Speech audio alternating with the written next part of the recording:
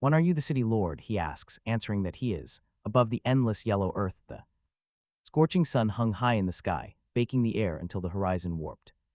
Distorted, a massive steel beast roared as it ground across the vast wilderness, kicking up blinding dust clouds that blotted out the sky. Inside this machine, within a cramped room of less than 5 square meters, a tense conversation played out. Kai Hong Long, the logistics officer of this mobile city known as Deep Blue, stared expressionlessly at Xu Shu. Despite looking like a skinny slave, Xu Shu possessed an inexplicable aura that gave the officer pause, prompting him to demand some proof. Facing his challenge, the slave calmly pulled a piece of bread from his shirt and held it up to the faint light above, revealing moldy green spots covering the surface. He asked if the officer knew the value of this single piece of bread right now, without waiting for him to guess. Xu Shu drops the answer, 50 gold coins, a full 50.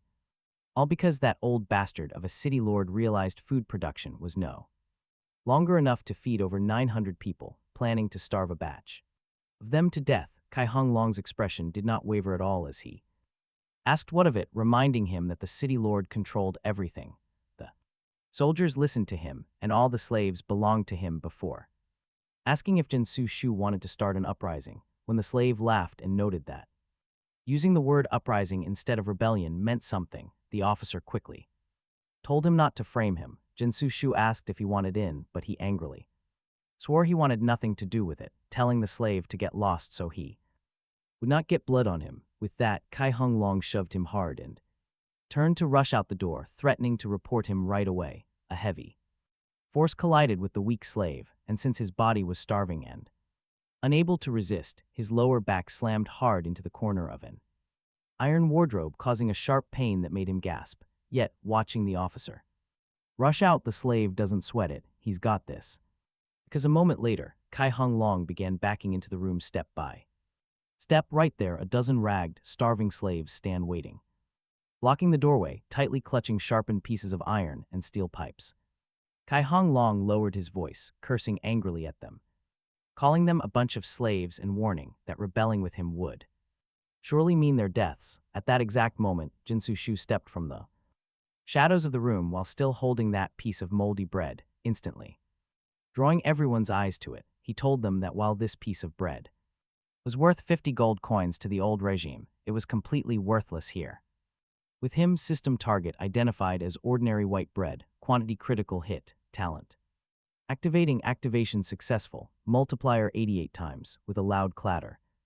Dozens of identical pieces of bread appeared out of thin air, crashing onto metal floor, rolling and colliding as the entire city trembled around them.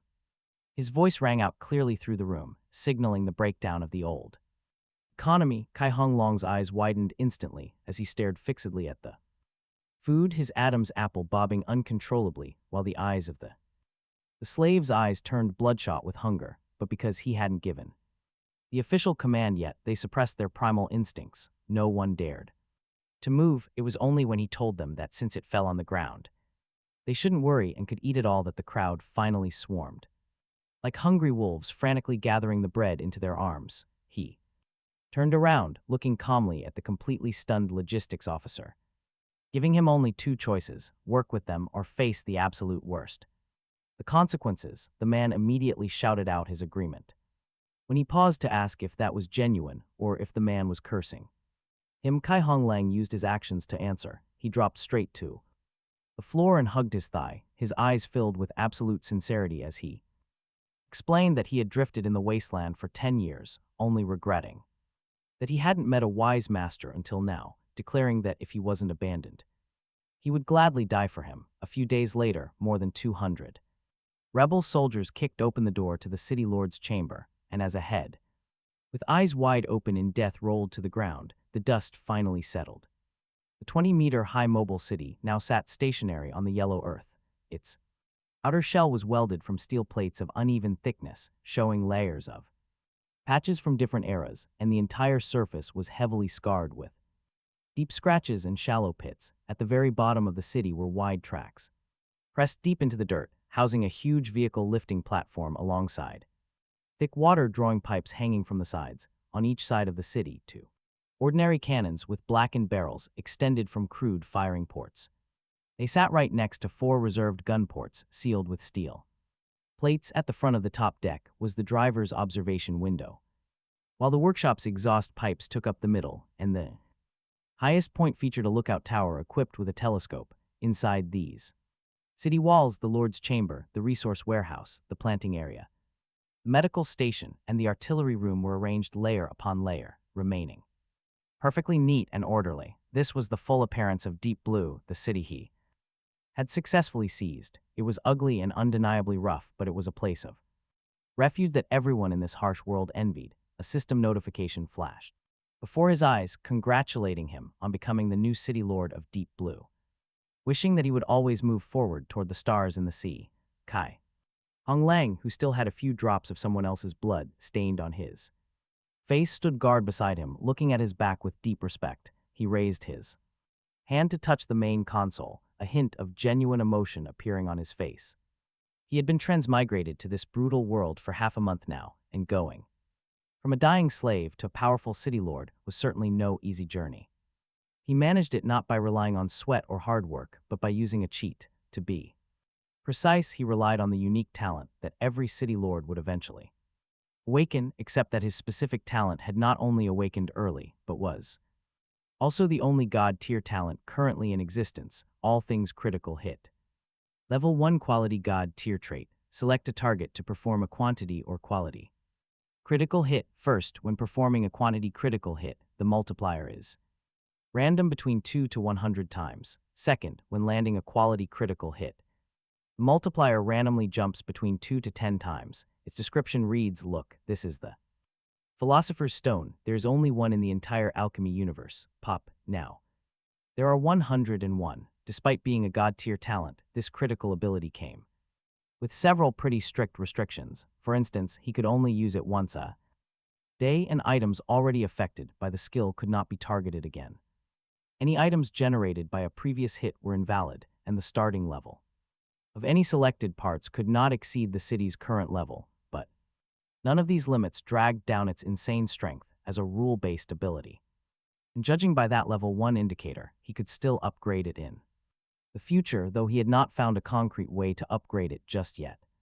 Calling out to Chihang Lang, the officer immediately stepped forward to listen to his orders, addressing him respectfully as Brother Jiang. He turned around, fixing his eyes on the officer as he inquired about the current situation inside the city.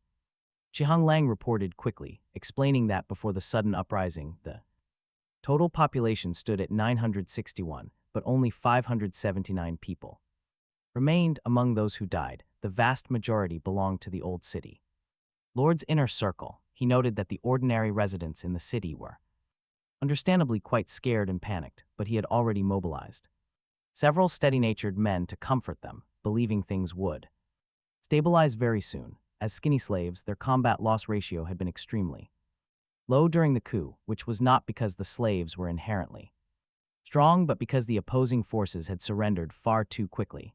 The former lord's cronies had been living the high life with the old bastard, so they had no intention of throwing their lives away in a losing battle. However, even after successfully accepting those prisoners, Jiang had still ordered his people to execute every single one. He asked Chihang Lang how much food was left in the warehouse, having originally been in charge of logistics. The officer knew the inventory data like the back of his hand, and immediately replied that there was only enough for 300 people for 1 month. Hearing this, Jiang took a deep breath. No wonder the old city lord wanted to starve a group of people to death. As it turned out, the food reserves had already hit rock bottom. Jiang could not help but think what an absolute fool the man was. On a wasteland, food was hard to come by, and many survivors would turn against their own kin for a meal. But for a mobile city, food would not and should not become a shackle, limiting the population, because the population was their most precious resource. As long as there were farmlands, investing resources would lead to stable food production, which was completely sufficient to max out the city's population capacity. Chihang Lang added to the conversation, revealing the inside story by mentioning that the old bastard was already dying of illness, which was why he had completely given up on the city's development, only wanting to squeeze out every bit of profit to enjoy his final days. Jiang nodded and told him that he understood. Instructing him to go down first to stabilize order within the city. He also told him to have the men who knew how to drive the city take over the cockpit. They had been stationary there for too long, Chihang Lang acknowledged. The order, he turned to walk away quickly. Jiang watched his departing figure. He began to consider where to unleash today's crucial critical hit. Opportunity wasted. No, food was a massive problem needing an urgent fix. But Jiang had already learned that his talent could not be applied to whole groups. It only worked on single, individual items, meaning that even if they were packed together, it was totally useless. He needed a clever way to bundle everything into one massive single unit to make it work. Troublesome, yes, but at least it would solve their immediate food crisis now. Just as Jiang was pondering this workaround, someone knocked urgently on his door. It was Chihang Lang. His voice sounded frantic as he called out from the hallway, shouting that there was an emergency. Jiang looked up. Up toward the door, he calmly told him to enter. Chihang Lang practically crashed inside. Panting heavily, he reported that their lookout tower had spotted a mobile city charging directly toward them at high speed. From 5 kilometers away, Jiang was completely stunned, immediately rising to ask if they were just passing by. Chihang Lang shook his head vigorously. No, they were flying the dragon hunting flag. Their target was clear. It was definitely them. Honestly, who wouldn't be terrified here? The dragon hunting flag was the exclusive mark of a raider city, boosting spoils by 5% when flown. Those who used it were, without exception, ruthless hyenas. They made a living by hunting other mobile cities. Still, Jiang kept his cool. He told Chihang Lang not to panic, suggesting them check it out. Truthfully, Jiang was quite anxious too, but as leader he was the city lord now. He had to keep everyone calm. Seeing Jiang remain so composed, Chihang Lang slowly found his courage again. His panic faded quite a bit. Smiling, he offered to lead the way, stepping ahead immediately. Along the way, Jiang saw many injured, wounded comrades from the recent uprising. He offered a warm nod to each of them, smiling calmly. There was also a crowd of ordinary residents watching from a distance with uneasy eyes. They didn't dare approach. Unsure of their new lord's temper, Jiang still offered a kind wave and spoke reassuringly to put their fears at rest. Upon arriving at the lookout tower, he noticed the guards on duty had changed. They were fellow fighters from the rebellion. As soon as the young guard spotted Jiang, he yelled out excitedly, calling him brother. Chihang Lang immediately corrected the boy, telling him to use the title City Lord during shift hours. The young guard obediently complied. Suddenly, the boy remembered the danger. His face turned pale as he tried to report the approaching enemy city. Jiang cut in gently, assuring him that he already knew. He gently urged him not to fear because everything would be fine. Jiang stepped to the main telescope.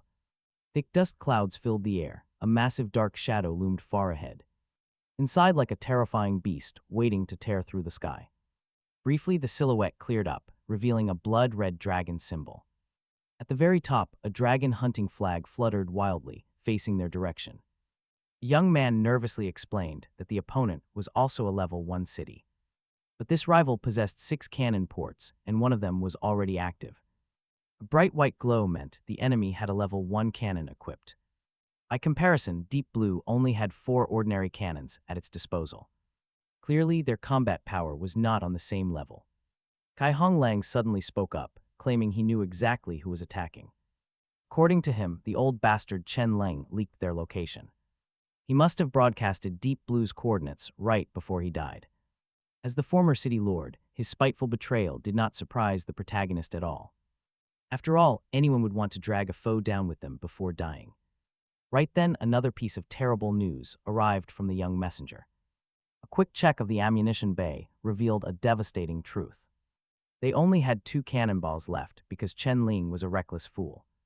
The dead lord had lived a life of total debauchery, ignoring all resources. Deep Blue was left in a state of absolute, chaotic ruin. Kai Hong Lang's face darkened, admitting their only option was to run. He looked over, waiting for the young lord to make a desperate choice. After 2 seconds of deep thought, he asked if they had skilled gunners. Kai Hong Lang replied that they only had 1 master gunner available. The second was an apprentice needing at least 50 or 60 practice shots. Kai Hong Lang assumed the lord wanted to fight back with just 2 shots. A pair of perfect hits might actually force the enemy back. Securing those hits was going to be an absolute nightmare. Let's be real, hitting a moving target under pressure is almost impossible. Both cities were tearing forward at 40 kilometers an hour, destroying accuracy. The bright muzzle flash would give the enemy plenty of warning to evade. A quick dodge would render their remaining ammunition completely useless. He peered through the telescope, studying the approaching enemy city. With narrowed eyes, he lowered the glass and turned to Kai Hong Lang. 2 gunners, he calmly noted, would be more than enough. It was time to play with the attackers first before checking the armory. Next, he questioned Kai Hong Lang about their remaining food supplies. As the logistics expert, Kai Hong Lang knew the inventory by heart. He quickly replied that they had very little left in the warehouse. There was only enough to feed 300 people for 1 month. No wonder the previous lord wanted to starve off half the population. Their actual food reserves had already hit absolute rock bottom. He couldn't help but marvel at how incredibly foolish his predecessor had been. In this brutal wasteland, people would murder their own kin for a meal. But for a mobile city, food should never be a limiting factor. After all, a city's population is its most valuable asset. With proper farmland and steady investment, food production remains stable. This would easily support the maximum population capacity of the city. Kai Hong Lang spoke up again, revealing a shocking truth about the reserves. He explained that the old boss was already on his deathbed from a severe illness, which was why he had abandoned the city's growth, focused only on squeezing out every bit of profit to enjoy his remaining time. Chen Ang nodded slowly. Understanding the situation perfectly, he told Kai Hong Lang to head down first and restore order among the residents. He also ordered him to find the crew members who knew how to pilot this giant mobile city and have them take over the cockpit. Since they had been stationary for too long, Kai Hong Lang saluted and quickly walked away. Chen Ang watched him leave, his mind turning to his daily critical hit opportunity. Trying to decide how to use it, food was the most urgent crisis. That required a solution, but his infinite critical hit skill had a catch. It could only multiply individual, separate items, not bulk piles of goods. Even if a stash of food was packaged together, the system wouldn't recognize it. He needed to find a way to combine all their food into one massive, single unit. Only then would the skill trigger. It was a massive headache, but it was their only option. But just as he was trying to figure out this bizarre workaround, a frantic pounding rattled the metal door of the city lord quarters. Kai Hong Lang, who had just left, was shouting from the hallway about an emergency. Chen Ang looked toward the door and told his frantic subordinate to get inside. The man practically broke the door down, gasping for breath as he entered. He gasped out that the lookout tower had just spotted another mobile city. Heading straight for them from 5 kilometers away, Chen Ang stood up in surprise. Asking if the stranger was merely passing through their territory, Kai Hong Lang shook his head with panic, explaining that the oncoming city flew the dragon hunting flag. Their target was clear. Chen Ang felt a cold chill run down his spine. That flag belonged exclusively to raider cities, giving them a 5% loot bonus. Anyone flying it was a ruthless scavenger, making a living by hunting other mobile cities. Even with the threat bearing down, Chen Ang forced his face to remain completely calm. He told Kai Hong Lang not to panic and suggested they see for themselves. Honestly, he was terrified. He was just a guy trying to survive this wasteland. But as the new lord of this steel fortress, he had to keep his people calm. Witnessing his steady composure, Kai Hong Lang seemed to find his courage. His panic subsided slightly, and he immediately stepped forward to guide his leader. As they made their way through the corridors, Chen Ang passed several wounded rebels. These brave fighters had stood by him during the bloody revolt. He acknowledged each of them with a warm, steady smile to boost their morale. There was also a crowd of regular citizens watching him with uneasy, fearful eyes. They had no idea what kind of ruler this new young leader would be. Chen Ang greeted them anyway, speaking kindly to put their worries to rest. When they reached the lookout deck, he saw the guard shift had already changed. The new watchmen were the very men who had fought alongside him in the uprising. Spotting him, a young guard yelled out excitedly, calling him Brother Chen Ang. Kai Hong Lang immediately frowned, telling the boy to use his proper title. He was the city lord now, and protocol had to be maintained during duty. The boy quickly corrected himself, saluting respectfully. But his face soon drained of color as he prepared to report the incoming threat. He cut in gently, letting the young man know he already knew, and urged him not to worry because everything would be fine. He walked to the telescope and peered into the distance. On the far horizon, thick smoke and dust choked the air as a massive, threatening shadow loomed inside the cloud like a ferocious beast ready to tear through the sky. Soon, its outline became clear, revealing a blood-red dragon hunting flag flying at the very top. Whipping wildly in the wind, standing beside him, the young man nervously explained that their opponent was also a level 1 city, but there was a catch. They had 6 cannon ports, and one was already glowing with white light, meaning it was equipped with a deadly level 1 cannon. In comparison, Deep Blue possessed only 4 ordinary cannons, making it clear that their combat power was simply not on the same level. Kai Hung Long suddenly spoke up, stating he knew who was attacking. Seeing the Lord look over, he spat that it was that old bastard Chen Ling, who must have broadcasted their location right.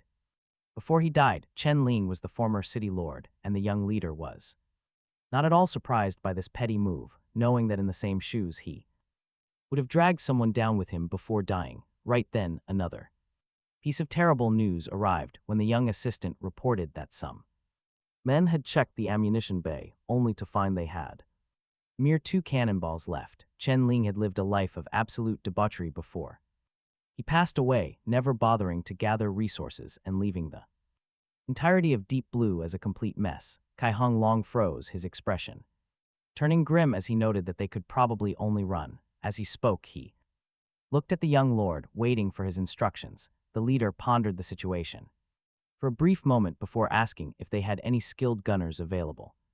He replied that they had one, but the other was just an apprentice who needed to fire at least 50 or 60 more shots to reach a skilled level. Knowing this, Kai Hung Long assumed the Lord wanted to rely on those last 2 cannonballs to repel the enemy. If both shots hit, it might actually force them to retreat, but the problem was that even if both of them were master gunners, actually hitting an enemy city while both moved at 40 kilometers per hour was nearly impossible. The muzzle flash would give them away, allowing the enemy helmsman to easily perform tactical evasion beforehand. Honestly, the chances of both shots landing were extremely low. The young lord stared through the telescope, narrowed his eyes, and set the device aside. Turning to Kai Hung Long, he noted that 2 gunners would be plenty, adding that they might as well play with their attackers before ordering him to lead the way to the ammunition bay.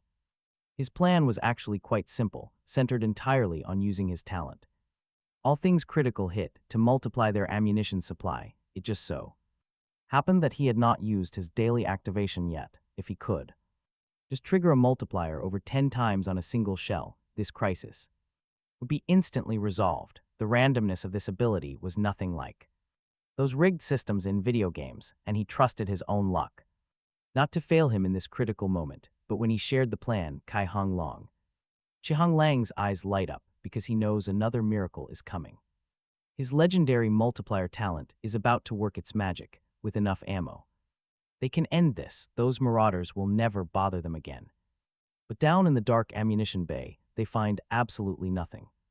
The last 2 remaining shells are already moved to the right battery, though nobody has loaded them into the heavy weapons just yet. Instead of wasting time moving them back, he dismisses the extra crew, leaving only Chihang Lang and 2 gunners standing by his side. The veteran gunner, Mangu Long, is a steady man who just turned 40. Yet his heavily wrinkled face and rough skin make him look 60. The other gunner is just a 16-year-old boy whose youthful face shows no aging yet. While his young face does not look old, his eyes betray pure panic. He is completely overwhelmed. You can see the terror in his eyes. Skipping the small talk, our main character steps forward and grabs a shell. He focuses his mind entirely on the heavy black sphere.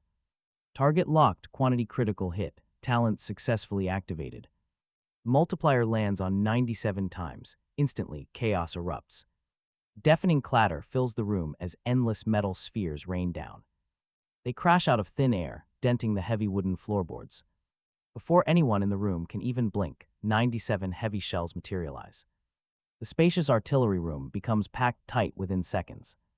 There is nowhere left to walk as the spheres bury them knee-deep. Mangu Long stares in absolute shock, his mouth hanging wide open. His pipe slips right out of his hand, clattering onto the pile. The young gunner completely forgets his fear, hugging a heavy shell. That somehow landed right in his arms, even with warning Chihung Lang.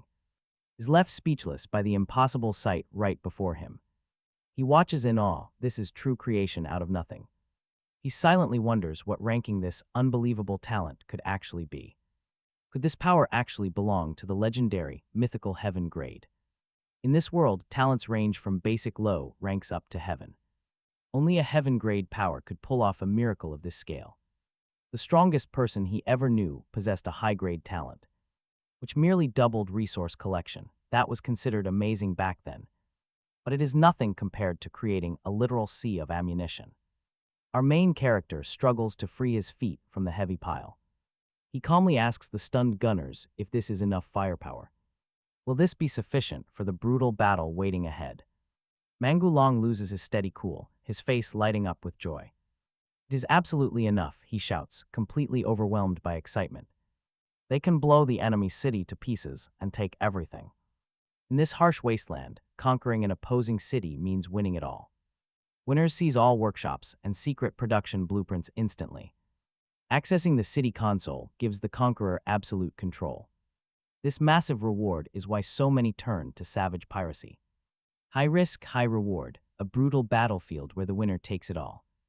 The Lord nodded, warning him that since the opponent had a level 1 battery, they could not afford to be careless, their primary focus should be on driving them back, crushing them was secondary. Mangulang spoke up immediately, claiming he knew a thing or two about level 1 batteries. He explained they were indeed powerful and a single hit would deal an incredibly heavy blow to them. But this level 1 battery required special shells. Manufacturing them demanded massive resources due to that limit. They definitely would not dare to fire lightly, keeping it as a trump card to decide the final showdown. He stroked the shells beside him with one hand, confident that as long as the Lord spent the ammunition, they could easily control the exact battle distance. At 1,000 meters, they could maintain a continuous blockade. The enemy would not be able to get close, nor escape their range. If they tried to run, both sides would be moving at high speeds. Even at 500 meters, a clean hit was never guaranteed. Since the opponent was only a level 1 city, their reserves were small, meaning they probably only had a few special shells left. They would not waste them, likely waiting until they were incredibly close. Probably under 300 meters to fire, making it a guaranteed deadly hit. If they did that, that level 1 raider city would be trapped. Be trapped here today, the Lord pondered this strategy for a moment. Honestly, it was worth a shot. Even if it failed, they had plenty of ammunition. The enemy could not conquer them. He told him they would do it. Since he had the confidence, they would do it. Mangulang grinned, rubbing his hands together, telling the Lord to rest easy because he would definitely make sure this enemy city stayed for them today. He had fired cannons for years, but never with such massive firepower. Seeing the Lord preparing to leave, the young gunner, Lu Yian, grit his teeth and raised his hand, asking if he could use these shells too. Well, he clearly did not want to miss this golden opportunity. In the wasteland, shells were expensive resources an apprentice rarely got. An apprentice like him normally would not touch a round all year. That was why most gunners remained stuck at a basic level. Even after 8 years, since they could not afford to practice, the Lord was surprised by his request, though he never intended to exclude him. This was a perfect chance to build the young gunner's loyalty. He smiled and asked how many shells the boy had actually fired so far. The boy lost confidence, stammering that he had only fired 1 single round. When the Lord asked how many rounds he needed to reach a skilled level, the boy lowered his head and murmured 50 rounds, but then he looked up unwillingly, his bright black eyes staring intently at the Lord. He claimed that if he fired seriously, 20 rounds would be enough, explaining he only shot randomly before because he did not want to help his old boss.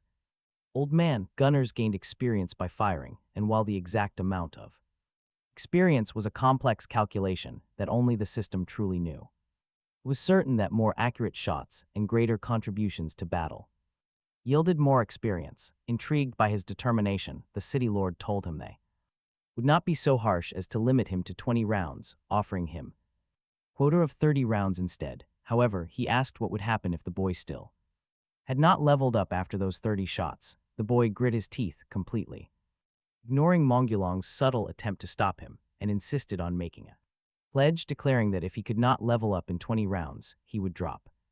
Dead right in front of him, a single ordinary shell required 10 units of steel and 10 units of gunpowder, meaning 20 rounds together were valuable enough.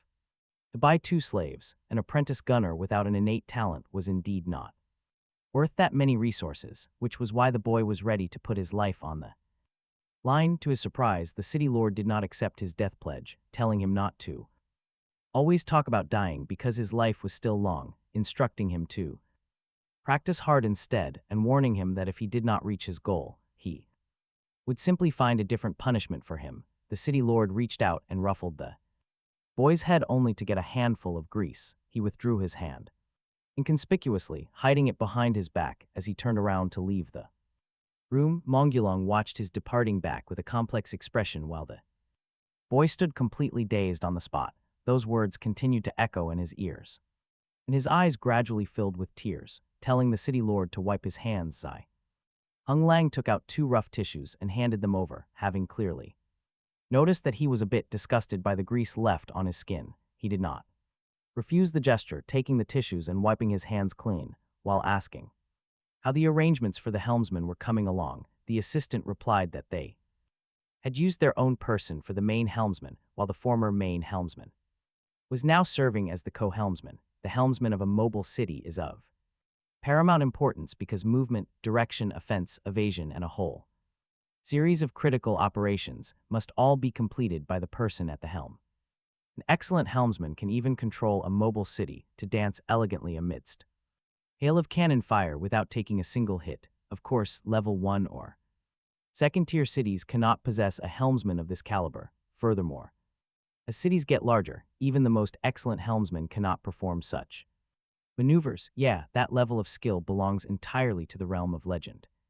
The person they had appointed was only an apprentice helmsman who had previously served as a co-helmsman in another city. There was simply no other way around it, as Deep Blue was only so big, and the talent pool had long been thoroughly screened by the previous city lord. It was impossible to find someone who was both trustworthy and highly skilled in such a short amount of time. His last stop was the cockpit. Just as he reached the door, he heard a heated argument coming from inside, which made him frown as he pushed the door open to enter.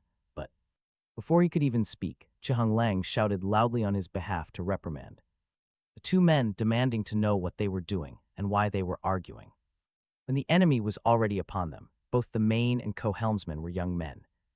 The main helmsman Wei Ran was Kai Hong Lang's appointee, while Sun Chun was the original helmsman from the old regime. Seeing the young lord arrive in person, Wei Ran, being one of his loyal men, took the initiative to explain the situation.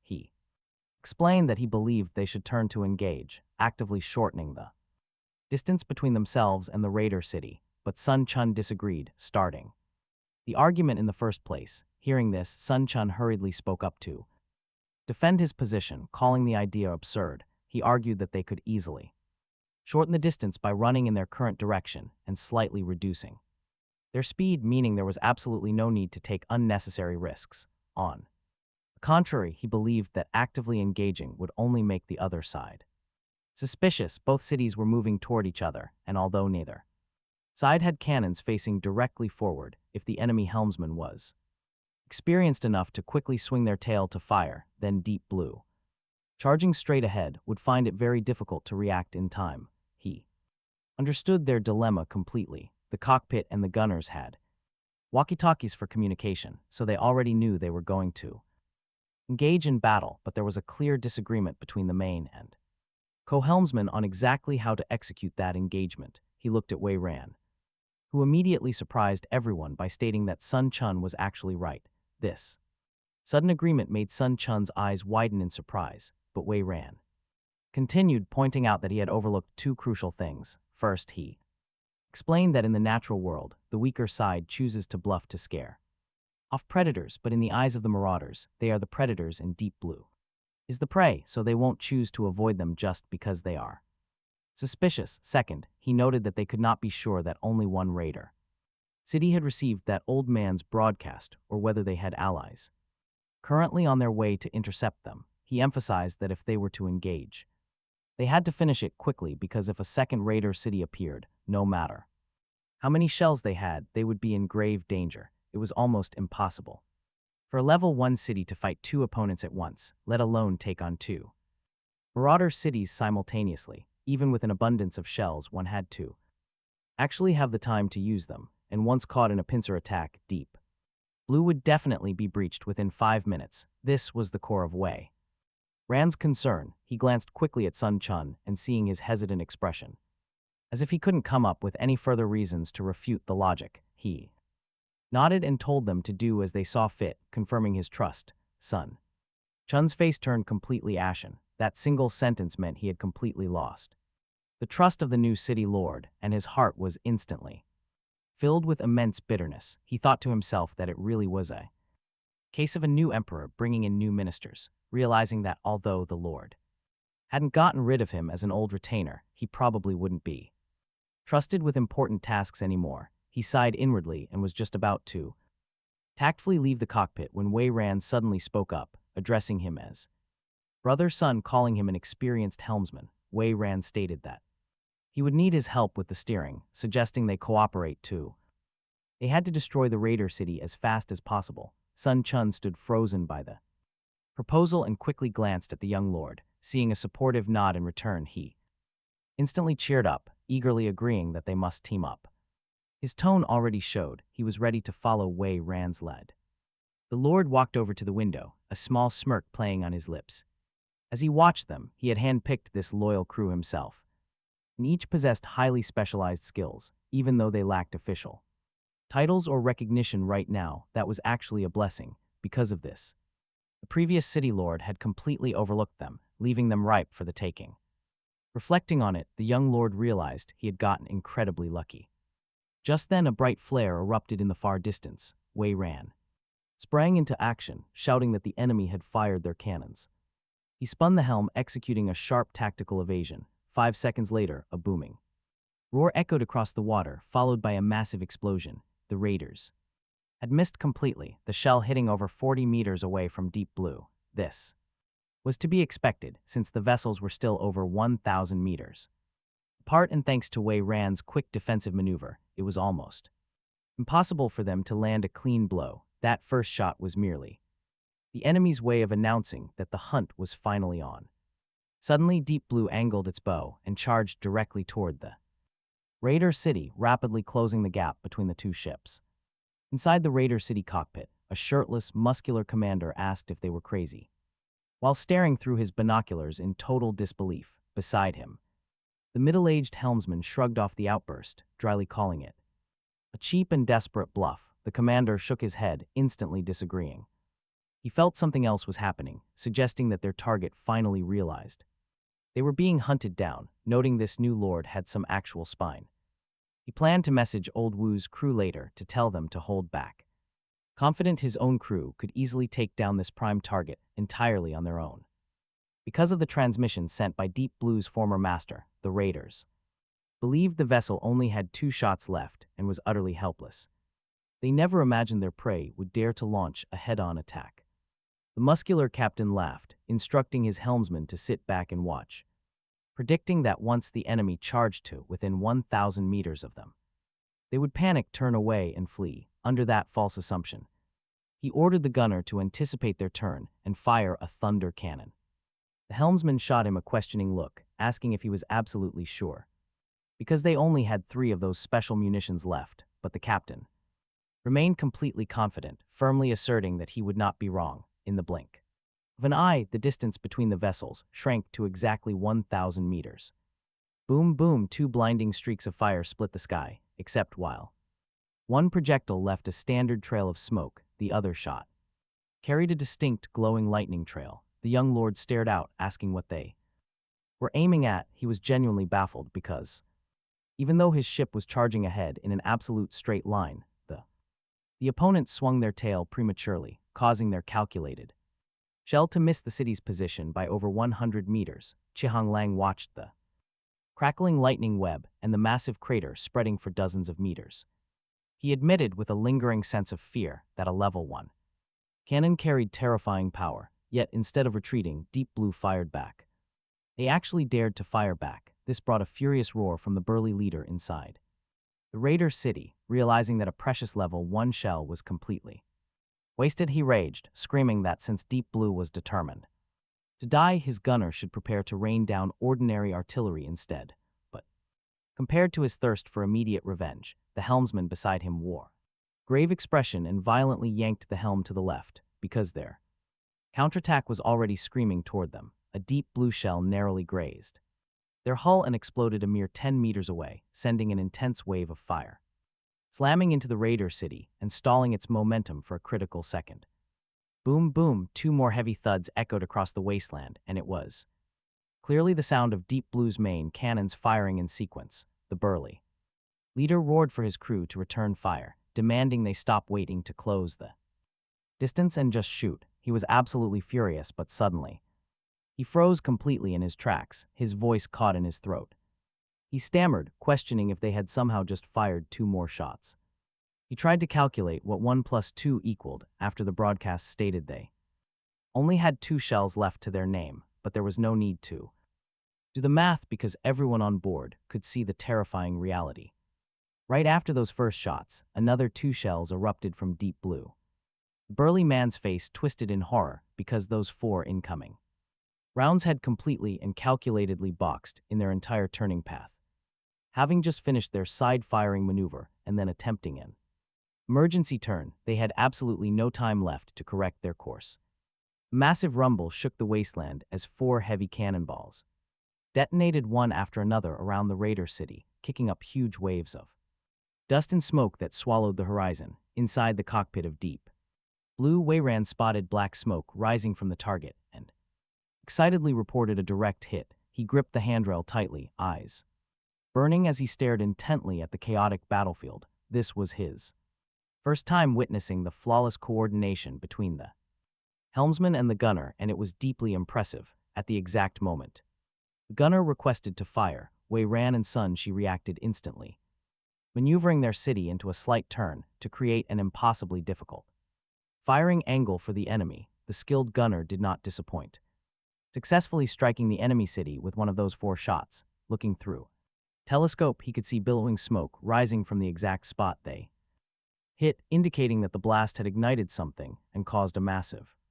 fire. Their maintenance robotic arms were already carrying buckets of water to douse the flames, while panicked slaves grabbed makeshift tools to desperately patch the structural breaches, intending to striking while the iron was hot. He ordered the gunners not to spare any ammo and to keep shelling the enemy. Immediately after, the 2 cannons on the side of Deep Blue fired again, impatiently, but this time the opponent had enough time to adjust, and those 2 shells failed to score another hit. In this brutal world, as long as there is enough ammunition, a mobile city's cannons can fire continuously, but normally nobody would be that crazy extravagant. A level 1 iron resource point only yields 1,000 to 5,000 units of ore, and since the smelting ratio of iron to steel is about 10 to 1, a single cannonball requires 10 units of steel, and that is not even mentioning the need for gunpowder, which is a scarce strategic resource used to make so many other things, and is even scarcer. Generally, a standard battle only allocates a quota of 10 to 20 cannonballs, meaning cannons are strictly reserved as ultimate weapons. So besides cannons, is combat between mobile cities just a staring contest? Nope, not at all. At this moment, the Raider City slowed down slightly by the initial impact, opened its massive bottom platform with a loud screeching groan. There were 5 off-road vehicles waiting inside, each one mounted with a heavy machine gun. Their tires roared and spun, and the second they hit the ground, they accelerated rapidly up to 100 kilometers per hour, quickly leaving their own mobile city far behind. This was a brutal dogfight, real close quarters combat, and when the main battlefield reaches a stalemate, the vehicle convoy becomes the most vital part of a dogfight because it usually carries the most advanced heavy weapons, like rocket launchers or heavy machine guns. Once a convoy gains any kind of positional advantage, it can easily use its sheer speed to destroy the enemy's tires or tracks, turning them into sitting ducks, total targets. Even without a clear advantage, they can easily disrupt the enemy's offensive rhythm. For example, right now, if Deep Blue ignored them and kept charging straight ahead, would definitely take the full force of that convoy's first wave of damage. Wei Ran looked over at him, asking for guidance. He hesitated for only a second, before shaking his head decisively, stating that they could not engage in a dogfight with them. He ordered Wei Ran to have the apprentice gunner fire to disrupt the convoy, while Mangulong kept aiming at the enemy city to continue. The shelling, using main cannons to hit a moving convoy, is no different than using anti-aircraft guns to hit tiny mosquitoes, and this maneuver would look unbelievably extravagant to any other city. Dogfighting itself is a product of compromise between both sides under conditions of severe resource scarcity, but remembering his miraculous talent, everyone present, including the two gunners on the lower deck, accepted the order without a single shred of hesitation. Consequently, the members of their own combat convoy waiting inside the action workshop and prepared to risk their lives received orders to stay on standby. The captain of the convoy, Wang Haioran, looked completely bewildered and asked what was going on. Such an important post was naturally held by one of his trusted confidants. But Wang Haioran knew nothing of his secret talent. A team member suggested that the commander was just worried they would throw their lives away for absolutely nothing given their lack of experience and poor equipment. Upon hearing this, Wang Horan looked around at their three dilapidated off-road vehicles. They were tattered, each mounted with only a light machine gun, and there was barely any ammunition left in the boxes. The rest of the convoy consisted of warriors who had followed the uprising, meaning they were not afraid of death, but they truly lacked real combat experience. Their personnel quality and equipment were far inferior to their opponents, and if they really went down there, it would be hard to come back alive. Wang Horan gritted his teeth, turned to his 9 team members, and asked loudly if they were afraid of death. A young boy with a naive face grinned, replying that no one would join an uprising if they were afraid of death. Others chimed in one after another, questioning where their merit and leveling opportunities would even come from without fighting, declaring that death did not matter, because they refused to continue living as slaves. Many of them had previously been treated as mere property, and now, having transformed into insurgents and combatants with their own small rooms in the upper levels of the city, they were already deeply satisfied. Wang Horan smiled at their fierce spirit, stating that he would submit an application to the commander to join the battlefield, declaring that they could not let the city they worked so hard to take be given away to the marauders. The news from the workshop quickly reached the cockpit. The commander was moved by their loyalty, but also amused. He told Chihang Long to go down and explain the situation to them so they would calm down, assuring him it was far from the time for them to sacrifice themselves. Actually, if they had superior equipment, he would not mind letting his fighters train in real combat, but their equipment disadvantage was too great, and the current environment did not allow it, since they needed to resolve this battle quickly, so he can only ask everyone to bear with it for now. Chihang Long acknowledged the commander's orders immediately and walked to the side, using his communicator to contact those below. On the battlefield, the situation for the raider city continued to deteriorate. At this moment, they were only 1,000 meters away from Deep Blue and had lowered 5 more off-road vehicles to reinforce their lines. They should have closed in fast. Instead, they were met with a relentless and heavy shelling that made it seem as if their ammunition did not cost a thing. The cannonballs of Deep Blue were not solid iron balls from the old era, but actual bombs loaded with live gunpowder. With that amount of explosive charge, a blast within 10 meters could directly flip a vehicle, and the apprentice gunner was shooting quite accurately. The enemy convoy did not dare to approach at all and could only wait for an opportunity 800 meters away while looking for their blind spots. Even with such extreme caution, another vehicle was completely destroyed. The raider city fell into a deep, anxious panic. Inside their cockpit, the burly enemy leader scowled heavily. Their shells missed again. Just how many did they have? In fact, Deep Blue's missed cannonballs were more than 5 times theirs, and they only got hit once at the start because they were caught off guard. The enemy was burning through ammo, but he could not feel happy about it, unable to guess how many cannonballs Deep Blue had left. Their helmsman took a slow, cold drag from his pipe, silently calculating that based on the barrages fired at their city and convoy, they had already used 25 shells, and looking at their target, it was not over yet. The burly boss was shocked by that count, realizing they had to retreat immediately. He never expected a basic Tier 1 mobile city to carry so much ammo. He cursed the old man who lied right before dying just to drag them down. Right now, the burly boss utterly despised that dead former lord of Deep Blue for broadcasting their coordinates. He viciously ordered his helmsman to shake them off and make a run for it. The helmsman asked about calling their allies, but on this brutal wasteland, everyone knows that once you're targeted by raiders, escape is almost impossible. It is too hard unless your city has rare modified parts. Since everyone runs Tier 1 cities, their top speeds are basically identical. But get this cruel rule actually cuts both ways out here. Once a predator city gets chased in return, they cannot run either.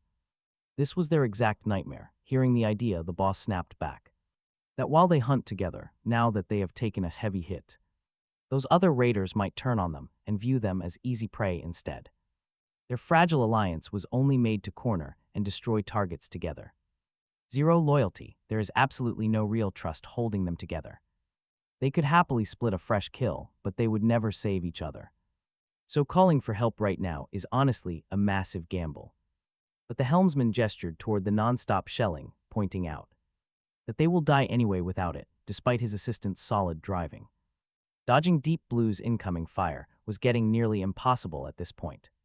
Several near misses had already rattled them, and those shock waves blew out multiple heavy tires, dragging their speed down significantly. If they call for help, they might actually survive this. Since they still have a Tier 1 cannon, allies will hesitate to betray them. And even if things go bad, they can at least drag Deep Blue down with them. Facing this dark choice, the burly boss gritted his teeth in sheer rage. He spun around and stormed off toward the city lord's main chamber. Out on the open wastes, two massive moving fortresses are locked in a deadly chase. Both of them kick up massive clouds of black smoke and choking dust. The lead steel giant has a rugged, aggressive build with spiked, heavy armor. Its 6 massive gun barrels stand out, with one crackling with pure electricity.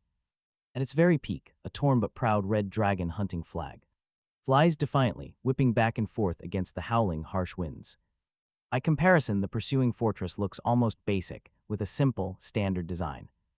Its armor is patched together, sporting only 2 ordinary cannons on each side. They do not look threatening, but here is the crazy twist. The savage-looking giant with the dragon flag is actually the one fleeing. And beaten fleeing in pure panic, they tried deploying their vehicle convoy again to harass their pursuers, but the vehicles are precisely hit by Deep Blue's cannonballs, shattered into pieces that fly across the sky, as casual as kicking roadside trash. To pieces, that was officially their very last vehicle, and by now, more than 10 minutes have passed since Deep Blue and the Marauders first clashed. Both sides are desperately looking for a way to break the deadlock, with one trying to shake the pursuers and the other rushing to finish them off. Just then, a cannonball with a wildly tricky trajectory comes screaming in. Marauders spot it early and immediately pull off some extreme evasive maneuvers, forcing their entire mobile city to tilt forward until it almost tips over, yet they still cannot dodge it, as if that shell somehow predicted their every move. The next second, it slams right into the core of the raider city. The impact zone instantly erupts into a massive sea of fire, with shrapnel exploding outward like scattered flowers. Immediately after, several massive chain explosions rip through the raider city, draining its power until it grinds to a complete halt. Seeing this from the cockpit, the entire crew erupts in cheers because this legendary shot ended the battle 1 hour early. The commander suppresses his rising excitement and orders the convoy to deploy immediately to sweep up the remaining forces and secure their victory. Then he suddenly remembers something, telling them to bring those 3 level 1 rifles along. Those 3 weapons are the only high-grade rifles in their entire city. Since firearms wear down, the previous city lord couldn't bring himself to use them, keeping them locked away in the warehouse after buying them. Chi-hung Long nods and immediately relays the command. Soon, the massive underside of Deep Blue opens up, launching 3 battered off-road vehicles that speed toward the distant mobile city, currently billowing with heavy fire and thick smoke. Once they deploy, the commander takes a deep breath and asks who fired that unbelievable final shot. Truth is, there was only one person crazy enough to pull that off.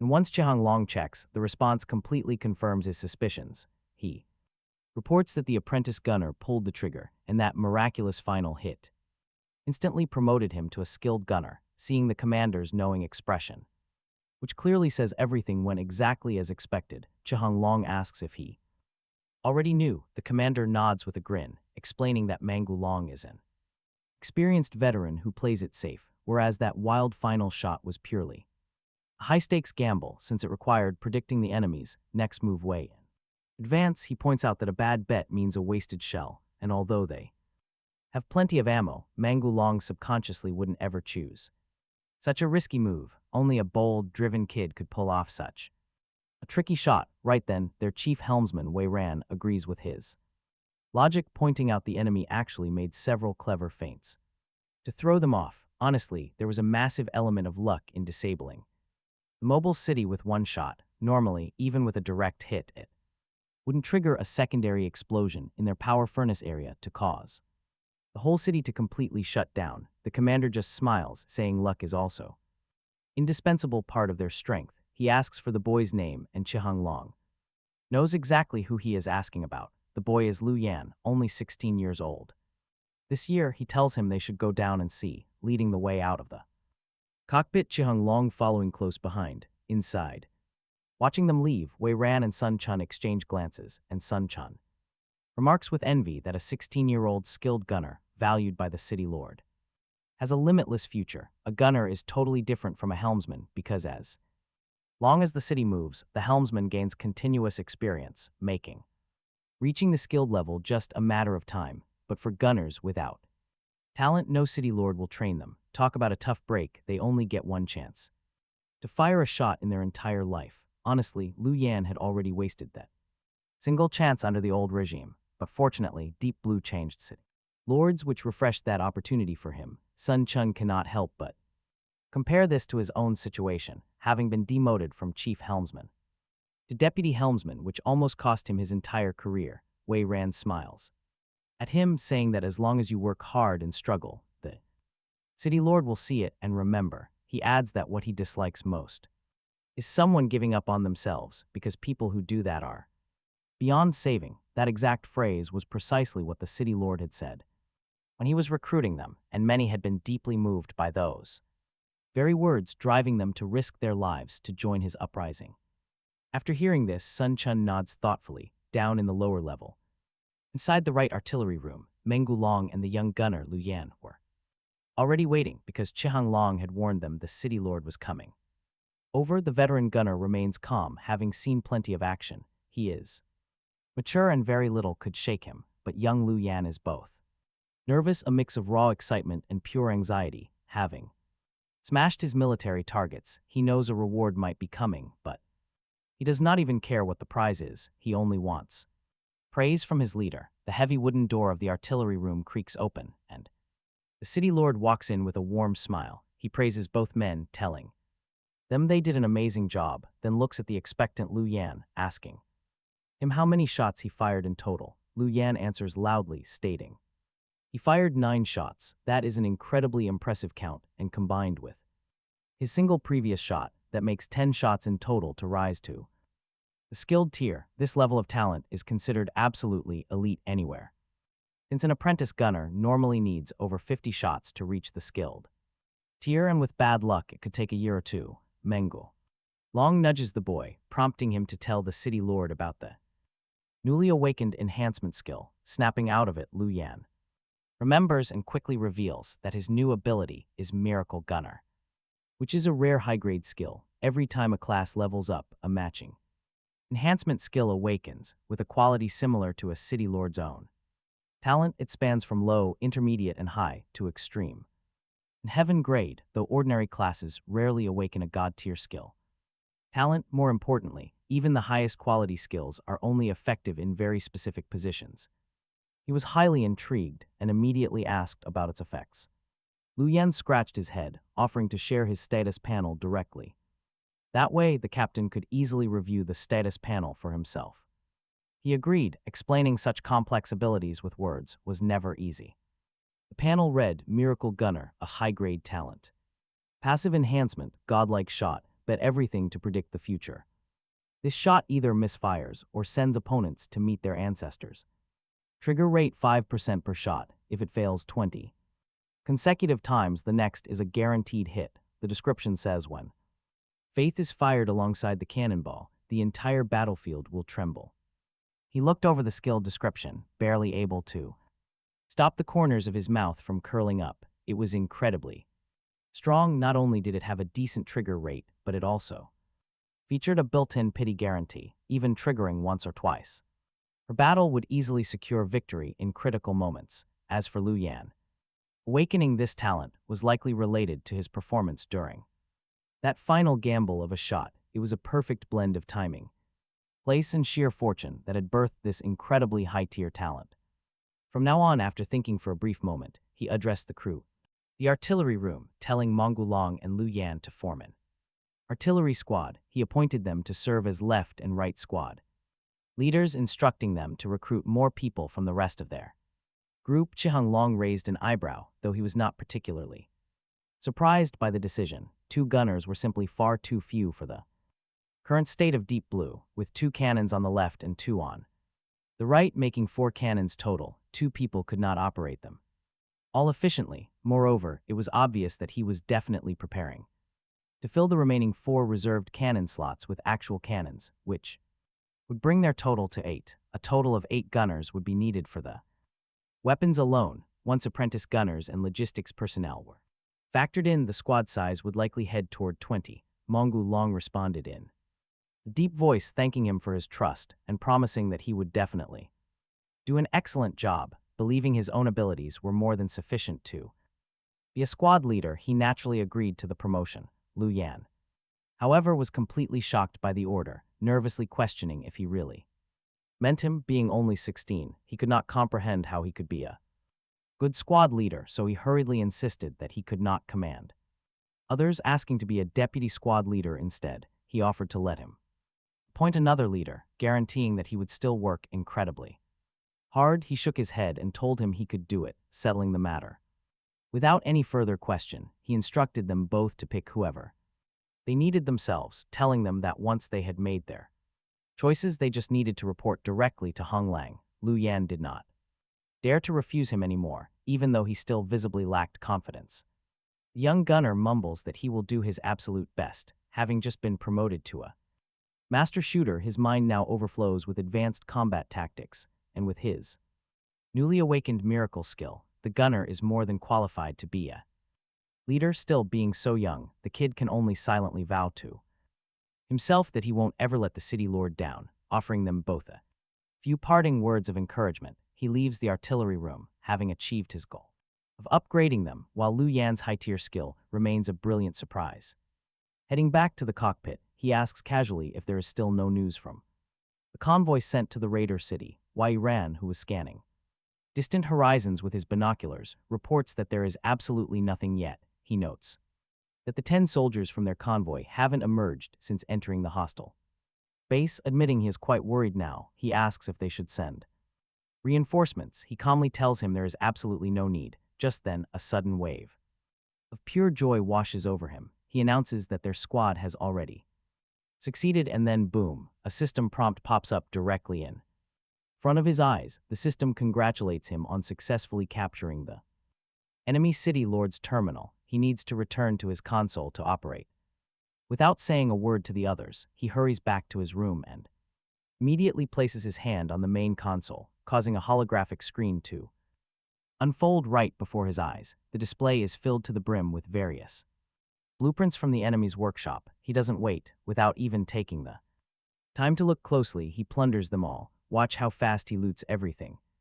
Tech blueprints from the hostile leader's roaring city. He has also unlocked the manufacturing designs for the level 1 Thunder Cannon and its supporting Thunder Shells. He has obtained level 1 High Yield Wheat Seeds, 13 units in total. He now holds the design for the level 1 Comfort Food Happy Fried Chicken Jackpot. On top of that, he gets the blueprint for the level 1 Staple Happy Fried Chicken. He also gets the design for yet another level 1 daily supply, this time a staple food called whole wheat bread. That makes 5 different level 1 blueprints in total. Beside these rare designs, there are actually many ordinary level 1 blueprints as well-meaning basic designs with no special effects that heavily overlap with what Deep Blue already has, but here is the real prize. Level 1 cannon is his absolute best haul. He immediately opens its interface to examine the details. Thunder Cannon, Level 1 quality. Weapon characteristics. When loaded with thunder shells, power increases by 20%, creating a lightning field across the entire blast zone, shocking every target within range, which has a high chance to trigger lasting paralysis, ultimate destruction. The description says the cannon fire brings ruin like thunder, leaving targets in complete despair. As for the thunder cannon crafting materials, it requires 1,000 steel, 500 polymer, 120 parts, and 120 thunder crystals. For crafting shells, he needs 100 ore, 30 gunpowder, 20 steel, and 20 biological gel. Reading this over, the city lord sighs, realizing that he cannot craft this weapon just yet. The materials for a level 1 thunder cannons are just too expensive, even putting aside basic survival resources. We are talking advanced polymers, precision parts, and rare thunder ore veins. Finding spawn points for those rare deposits in this vast wasteland is notoriously difficult. The companion crystals are even rarer. Not every vein actually spawns them. But then, a sudden, brilliant realization strikes him like a blinding bolt of lightning out of nowhere. There is already a ready-made cannon sitting directly inside Roaring City. He immediately calls Chihang Long in from outside the door, instructing him to immediately deploy several backup teams to completely empty their massive enemy warehouse, and focus specifically on dismantling that massive thunder cannon right now, and search thoroughly for its heavy ammunition shells. Chihang Long takes the order and turns to leave, but then stops to ask what they should do with all the innocent civilians left behind in that enemy mobile city. Standard wasteland rules allow them to capture everyone as slaves. But the young leader responds with absolute firmness, declaring that their city will never, ever hold slaves. As for the official residents, he ponders for a moment before shaking his head, stating that they simply do not have the luxury of time to screen them for talent. He orders Chihang Long to gather the resources as quickly as possible. They cannot linger here long. Chihang Long nods in understanding and departs, since they all fought their way up from the very bottom as slaves themselves. They naturally feel deep sympathy for these captives. Those 4 words, declaring no slaves, will likely follow Deep Blue forever. 5 teams immediately set out from Deep Blue to begin hauling all those seized supplies back. Finally, the leader has some quiet time to inspect the actual mechanical city beneath his feet. He begins checking the various functional areas of Deep Blue. Accommodating up to 1,000 people, it features residential quarters, a planting area, a workshop, and even a medical station. There is also a training and assembly ground. While not incredibly spacious, it can definitely hold a massive population. But their most critical, pressing issue is food, so he visits the farms. In the past, Deep Blue did not have any high-tier crops. They had been forced to rely on just 10 units of basic farmland for their survival. Growing ordinary low-yield crops, 1 unit of farmland only harvested once a month, yielding about 0.3 units of food per cycle. 1 unit of food is enough to feed 100 people. 3 meals a day for an entire month. Looking at that bleak math, it is clear that the old city could never support 1,000 people. But now they have level 1 high-yield wheat at their disposal. With that single unit of land, they can harvest a full unit of food. Monthly, planting all 10 units will yield 10 units of food every month, which is more than enough to support their few hundred citizens. Meanwhile, the food they just seized from Roaring City is plenty to sustain them through this 1-month wheat growth period, meaning the starvation crisis is officially resolved. Next, he opens the management panel to inspect the other functional areas one by one. Finishing his evaluation, he cannot help but sigh at their incredible luck. The very fact that this city survived in the wasteland for 2 entire years was truly a miracle. Deep Blue was a mobile city born 2 years ago, yet after such a long time it had not actually built any foundation of its own. It did not even have a single level 1 blueprint to its name, and at most possessed just 1 level 1 finished modification part, which was the level 1 city repair arm installed on top of the workshop. It was only 1/8 in Quality with level 1 traits, it featured an incredibly flexible mechanical arm capable of easily and quickly repairing any corner of the city provided they had enough materials. The description asked what made it incomplete, only to answer that it was poverty. Looking at the panel, he was left completely speechless. It seemed this mechanical arm system was originally supposed to have 8 parts, but the original city lord could only ever afford to install a single one. About half an hour later, the resources on the roaring city had all been cleared out and brought back to their reserves. Aside from various scattered daily necessities, food and water sources, the all included 1,400 coal units, 200 crude oil, and 2,900 iron ore, 420 gunpowder units, 43 standard rifles, and a significant quantity of ammunition. There were also hundreds of units of basic materials, like electronic components, polymer compounds, precision parts, and biological gels scattered about. But the most important prize of all was a finished level 1 cannon, the Thunder Cannon, along with 2 matching Thunder shells. Looking at the list with delight, he realized they had hit the jackpot, especially with 270 units of Thunder ore left, which was enough to craft 2 more Thunder shells. He originally thought the opponent only had 1 shell left, but he did not expect them to have 2 full shells remaining, and now it was all his. The opponent had kept those 2 Thunder shells in their hand as a hidden trump card, hoping to turn the tables at a critical moment, but they never got the chance. Unexpectedly, Lu Yan's godlike shot had struck their power furnace directly, causing a sympathetic detonation that completely totaled their entire city. Reflecting on it, the opponent's cautious decision to hold back was actually correct, because that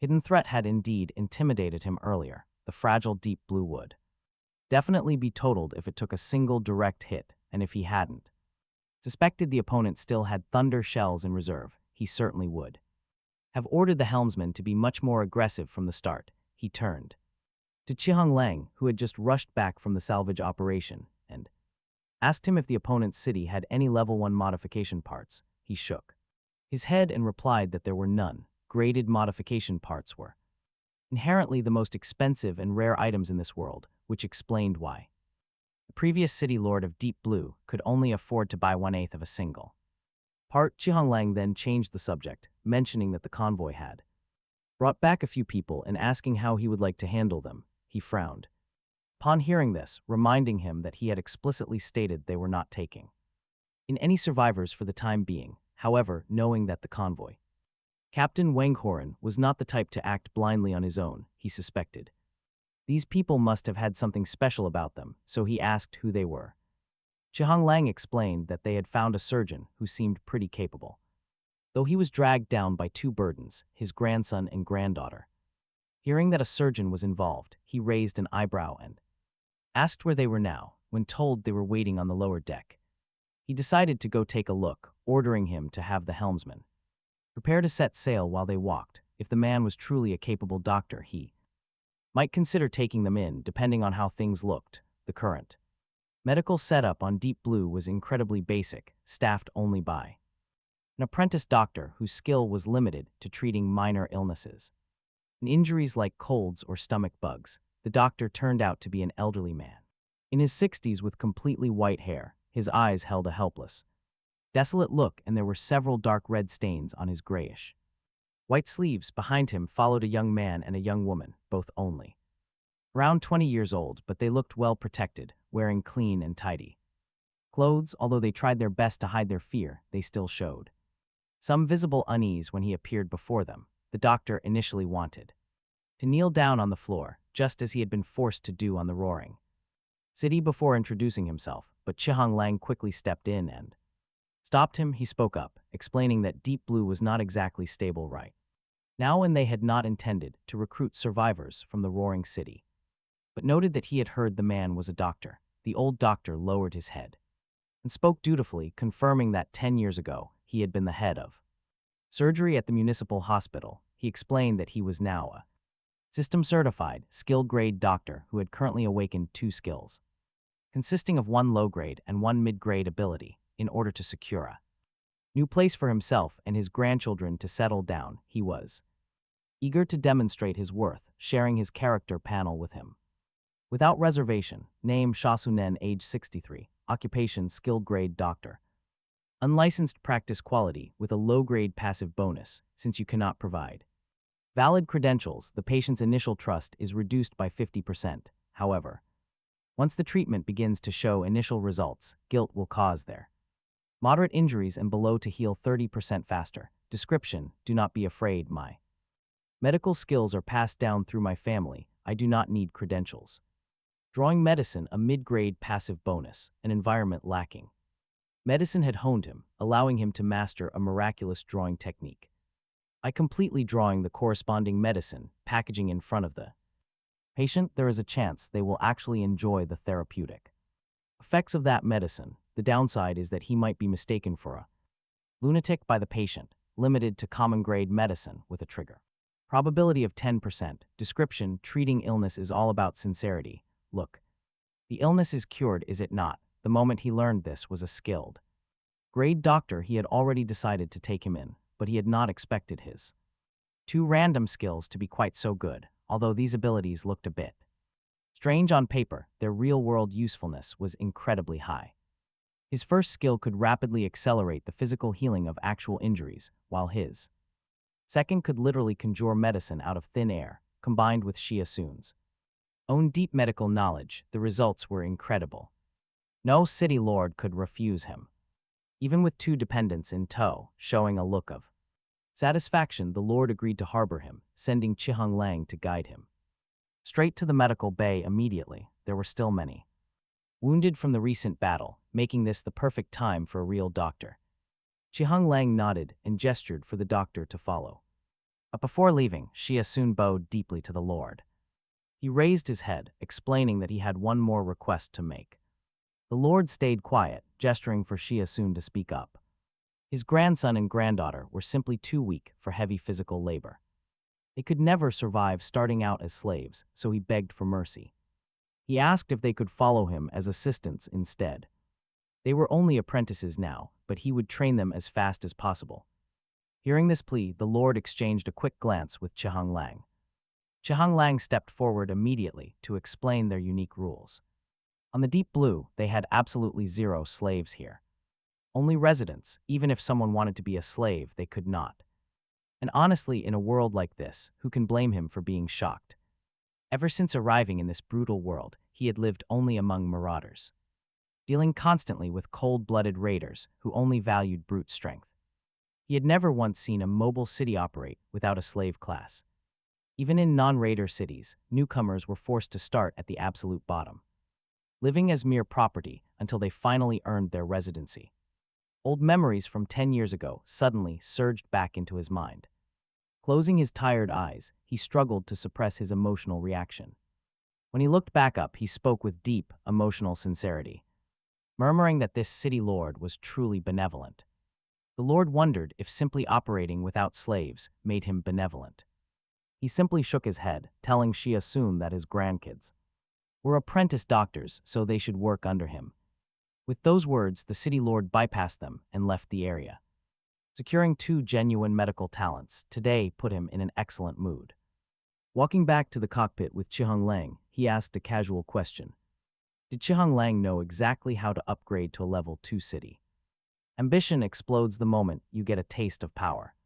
He had only just taken over a level 1 city, yet his sights were already set on reaching level 2. The structural differences between the two tiers were simply too massive. A level 1 city was restricted to a simple, square boxy shape, with nothing but a basic layer of steel plates bolted on for defense. But once a city reached level 2, a lord could fully customize its form. As for military power, a level 1 city was strictly limited to 8 firing ports, and the absolute limit for modification parts was capped at level 2 of course. Deep Blue currently did not possess a single level 2 modification part. Still, he believed he would definitely obtain them ahead of schedule. Simply because he was the undisputed protagonist of this journey, he had transmigrated and even awakened a unique god-tier talent. If he was not the protagonist, then who else could be? The ultimate critical difference between a level 1 and a level 2 city came down to population. The former was strictly capped at 1,000 people, while the latter could hold up to 10,000. That tenfold leap meant their probability of producing rare, skilled talents would multiply 10 times. Upgrading Deep Blue to level 2 was now an absolute priority. He immediately asked Qihen Lang about upgrading to level 2. Mobile City, but Qihen Lang was stunned and simply shook his head, explaining that he did not know since he only handled logistics previously. Clearly, he felt it was just too early to think about this. And though Qihen Lang did not know the exact requirements, the fact that other cities had stayed here for 10 years without ever upgrading proved that the requirements were definitely not simple. Zhang nodded, keeping his thoughts entirely to himself as they finally arrived at the cockpit. There, Wei Ran and his crew prepared to wake up the power furnace and start the city. They had delayed there far too long already. The uprising alone had taken 3 full hours, while integrating Deep Blue's resources and assigning personnel took another hour. Then came a tense 1-hour entanglement with the rival raider city, Roaring City, that made 5 hours total since the chaos began. Especially since their location had been broadcasted to the entire area, they were in a position where another mobile city could hunt them down. His immediate plan was to find a safe spot to restock water and wait for his talent to refresh at midnight. In this world, resource points were strictly divided into 2 types. One was fixed, and the other was respawning resource points. The former included permanent landmarks like mountains, rivers, lakes, and city ruins, which existed indefinitely without outside interference, while the latter consisted of various mineral deposits, alien territories, and wild monsters, possessing their own life cycles ranging from a single day to a full month. Of course, these 2 categories actually overlapped with some resources, overlapping on both sides, whether a point was considered fixed or respawning, mainly depended on whether it would eventually disappear completely. Calling out to Sunch, the deputy helmsman, Zhang knew that as former chief helmsman of Deep Blue, the man was highly familiar with many fixed resource routes. Points. Sunch hurriedly came before him, eagerly asking for his orders, deliberately imitating Wei Ran's form of address by calling him Brother Zhang. He pondered the layout for a moment before asking if there were any fixed water sources located more than 100 kilometers away. The reason he required such distance was mainly to stay far away from the area where they had just fought. Upon hearing the request, Sunning frowned and pictured his mental maps for a moment. Before his eyes lit up, confirming there was one, he signaled him to continue, and he explained that about 130 kilometers southeast, there was a small freshwater lake completely unclaimed by anyone, noting that they had passed by that exact spot a month ago. He nodded and decided they would head there at 130 kilometers. With Deep Blue running at current speeds, they could arrive in just over 4 hours. Since it was currently 6 p.m., it should be around 11 p.m. when they arrived. After spending an hour gathering their freshwater reserves, they would be perfectly positioned to set off again immediately once his talent refreshed at midnight. The timing was absolutely perfect, but in a wasteland this brutal, peace never lasts for long. Ran suddenly raised his binoculars, his voice growing incredibly urgent as he reported the new situation, a strange mobile city on the horizon. He subconsciously frowned, but luckily, the scout's next words followed quickly, reassuring him, stating that it was not flying a dragon hunting flag, meaning no marauders. But Sun Chong immediately spoke up with a grim face, warning that this did not mean they were safe. Long ago he had encountered a hostile raider city that lacked any identifying flags, and they used that exact trick to draw close before suddenly launching a brutal strike, wiping out the city once everyone let their guard down. He nodded, slightly realizing this newcomer must have been drawn in by the old man's broadcast. Seeing his reaction, Chiheng Long did not wait for his order, heading off immediately to alert the 2 team leaders in the artillery room. He was getting quite used to his new role as his direct assistant. He watched the strange mobile city sweeping in, kicking up massive dust clouds on the horizon, a cold glint in his eyes as he muttered, hoping they were not looking for trouble. He truly did not want another fight right now, as it meant constant draining of their resources, and the enemy's raider allies might still be closing in. Honestly, these raiders operate exactly like a pack of vicious hyenas,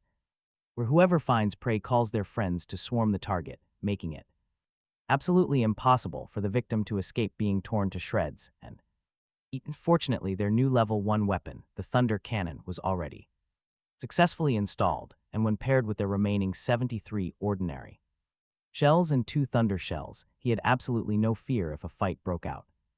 As the crew on Deep Blue maintained extreme vigilance against the strange Mobile City, the other side voluntarily slowed to a crawl at a distance of 1.5 kilometers. Following their deceleration was a long, sharp whistle lasting for 10 whole seconds. During this time, the other vessel continued to decelerate until they came to a complete stop on the spot, remaining motionless. The distance between them was now only 1 kilometer, meaning that if Deep Blue opened fire, there was no way the other side could restart their engines and pull off any evasive maneuvers in time, forcing them to take the heavy shelling head-on. This was clearly a highly dangerous move for them to make, but because of that risk, this simple out on the wasteland, whistling, slowing down, and stopping is a universal sign.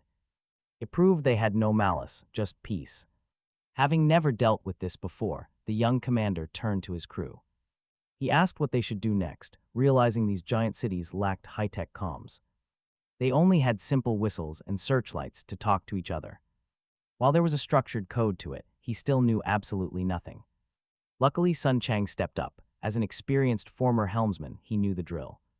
He explained that if they wanted to ignore the signal, they could just drive away. But if they chose to answer, there were 2 distinct ways to handle it. First, they could use the city broadcast system on a short-range frequency. This would allow any mobile city within 10 kilometers to hear them clearly. It was basically the wasteland version of an open microphone. The commander nodded, curious about what the second option might be. Meanwhile, the mysterious city 1 kilometer away realized Deep Blue was a rookie. They did not rush them, choosing to wait patiently out in the open. Sun continued, explaining that the other option was basically a private chat. Both sides would send out a vehicle convoy to meet in the middle. There, they would physically hand over basic radio communicators to talk directly. This would allow a clean channel within a 1 kilometer range. These devices from level 1 cities were extremely cheap and basic. Usually, they were only used for internal communication inside a single city. But their signal range happened to top out at exactly 1 kilometer. Since the strangers stopped exactly 1 kilometer away without broadcasting, it was obvious. They wanted to trade communicators for a secure, private talk. After weighing his choices, the commander decided to take the leap and agree. But just as they agreed to establish their very first diplomatic contact, and both sides lowered platforms to launch the convoys, chaos struck. An urgent report from the lookout tower crackled through the radio. The scout screamed that 2 more giant mobile cities were approaching fast. They were 3 kilometers out, flying the terrifying dragon-hunting flag. Seeing everyone flock to this spot like a crowded market, he cursed. Out on the barren plains, Deep Blue immediately pulled its platform back. The massive fortress quickly went back into a state of combat alert. 1 kilometer away, their potential ally had also noticed the danger. Even though their friendly chat was interrupted by these uninvited guests. The fact that both lowered their platforms earlier showed genuine good faith. No words were needed, the other city chose battle. They fired up their power furnace and aimed their cannons at the incoming threat. Deep Blue had just found itself a silent ally in this fight. Moments later, the 2 hostile cities flying the bright red flags arrived. They rolled onto the battlefield, heavy tires kicking up clouds of dust. They circled around menacingly, eager to tear their targets apart. Now the 4 massive mobile cities formed a tense, deadly square. Trapped right in the center was the burning wreckage of Roaring City. Both of these marauder strongholds were armed with level 1 cannons. But their new ally held firm. On paper, Deep Blue was at a serious disadvantage, yet after a few tense minutes, both marauder cities suddenly chose to retreat. They only came to get a quick slice of the pie, not badly beaten and broken. They knew that in a sudden 2-on-1 clash, even if they somehow won, it would only be a devastating Pyrrhic victory. The rewards probably would not even cover the cost of repairing their own cities. Once they left, Jiang Jixu established contact with his new ally and learned their city was called Elegy. A young voice came through the communicator, introducing himself as Zhou Yi, the Lord of Elegy. He was thrilled to make contact, but Jiang Jixu kept his cool. He offered a polite but brief greeting to stay aloof. Zhou Yi did not mind the cold shoulder and kept talking. excitedly explaining they had received the frantic broadcast from Deep Blue's former lord and rushed straight over to help them. But since they were far away, they only just made it. The dead lord had pushed his transmission range to the absolute limit, meaning every city within a 300-kilometer radius received his dying curse. In coordinates, though clearly not everyone wanted to get involved. Wanting to know their true motive, Jiang Jixu asked him directly what he wanted. Zhou Yi admitted honestly that he expected the marauders would swarm them. He planned to form a quick alliance if they arrived early, helping them fight off the greedy invaders. And if they arrived too late, they would salvage their remaining resources and survivors, since lone people cannot survive the wasteland. His words were brutally honest. Even if Deep Blue had fallen, the marauders could never have taken in all the refugees. So Elegy could have rounded up some cheap slaves for themselves. They could boost their own population or sell them for cash, which would easily cover their fuel costs. But Zhou Yi never expected that instead of a destroyed Deep Blue, he would find dead marauders. Indeed, Deep Blue's insane hidden strength completely left him. Utterly stunned, Jiang Jixu acknowledged his explanation and thanked him. He chose to temporarily trust Zhou Yi since they just scared off two marauder cities together, but there was no real gratitude here. If Elegy was not blocking the road, Deep Blue would have already left this wasteland. Zhou Yi knew this too, so he did not try to take credit for helping. Instead, he asked if Jiang Jixu still wanted the wrecked marauder city, fearing a misunderstanding. He quickly added that if they traded the captured population to him, he would handle all the dismantling and return the raw materials. Jiang Jixu was quite surprised by this offer and asked in disbelief how anyone could completely tear down a massive city. Zhou He proudly explained that Elegy was a highly advanced industrial city with incredible manufacturing power. He even revealed they possessed a level 2 component called a goblin smelting device. Furnace, as long as they shoved the structural parts inside, it could remelt them into raw materials, though a certain amount would inevitably be lost.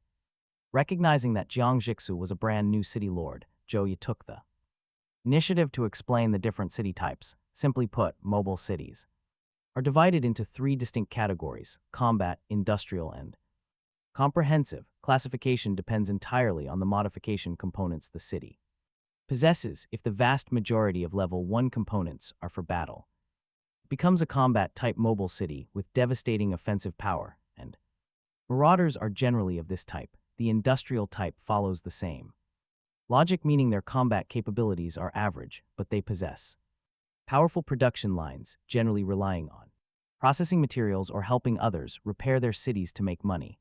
Both of these paths are quite extreme, which is why the most common is the comprehensive type. They can do a little of everything, but nothing's truly outstanding. They have pretty strong environmental adaptability, but if they encounter dedicated marauders, they are basically done for. While Zhou He was explaining these concepts, Jiang Jixu silently weighed his own options. After thinking it through, he felt a comprehensive development path was actually far more suitable for him. With his all things critical hit level 1 talent, he shouldn't be short on resources. As long as he had at least 1 unit of an item, he could duplicate dozens more.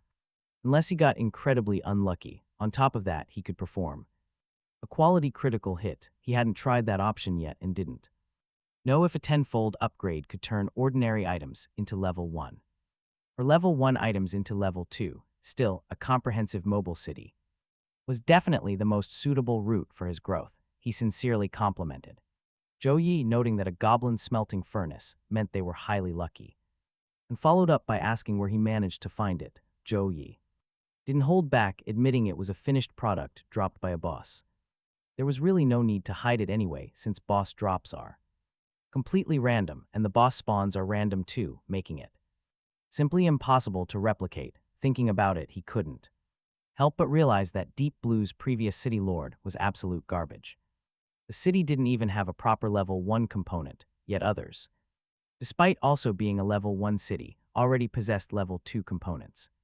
Returning to Zhou Yi's initial request, he agreed to the deal and handed Roaring City over. Zhou Yi admitted he'd never heard of Roaring City before, guessing it had only recently become a raider city, so he didn't think too much of it. He happily fired up Elegy's engines and quickly arrived in front of the wreckage, sending his men inside to drive everyone out. From his vantage point, Jiang Jixu watched as Elegy extended mechanical arms alongside a spiral metal destroyer that violently pierced straight into Roaring City, accompanied by the screeching sound of twisting metal as the giant drill spun crazily. Roaring City's heavy steel armor ripped open like fragile paper, of it easily shredded and peeled back to reveal a tangled maze of pipes and hidden cabins. Then massive mechanical claws lunged directly into the city's ruins, tearing away huge chunks of the metal frame with pure brute force, while others extended heavy cutting blades to precisely slice through valuable scrap. Sparks flew everywhere as thick black smoke billowed upward, and the once mighty, terrifying Roaring City was systematically dismantled amidst a barrage of teeth-grinding metal screeches, as its countless shattered parts were eagerly devoured by the massive maw of Elegy. The entire salvage process was as smooth as flowing water and incredibly fast. Honestly, the sheer speed was just breathtaking.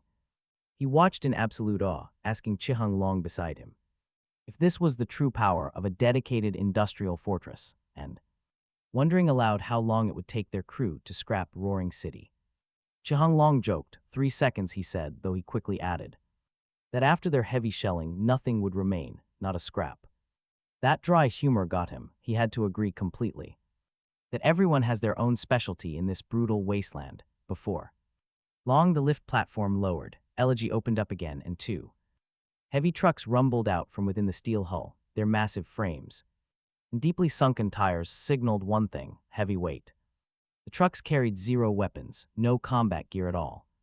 Instead, they rolled straight toward Deep Blue with their spoils. Before they even arrived, Zhou Yi transmitted the final resource tally directly to him over the communicator, revealing an absolutely massive haul of 5,730 iron ore units, 2,214 steel, 1924 coal, plus 172 titanium alloy. He nodded in deep satisfaction at those massive numbers. A fortune, really. Right then, Chiheng Long stepped closer. He whispered a quiet reminder that their iron storage was completely maxed out. They had hit the limit. Between what Deep Blue had in reserve and this massive new haul, they now possessed a staggering 8,827 iron units, but the maximum capacity of their warehouse was capped at only 5,000, having always managed logistics back when their reserves never exceeded 500 units. Chiheng Long looked at him with a completely dazed expression, admitting that before today he never once imagined their city would be troubled by the headache of having too many resources, exclaiming that violence and plunder truly bring instant wealth. He instructed Chiheng Long to bring them up anyway, telling him to just pile them in any empty space for now, as he would head over to personally upgrade the warehouse facilities in a little bit. Iron ore was the undisputed hard currency of this wasteland, and there were countless areas across Deep Blue that would soon require a massive supply of it, from the ongoing maintenance and upgrading of their structural components to the upcoming expansion of their weapons and defensive gear.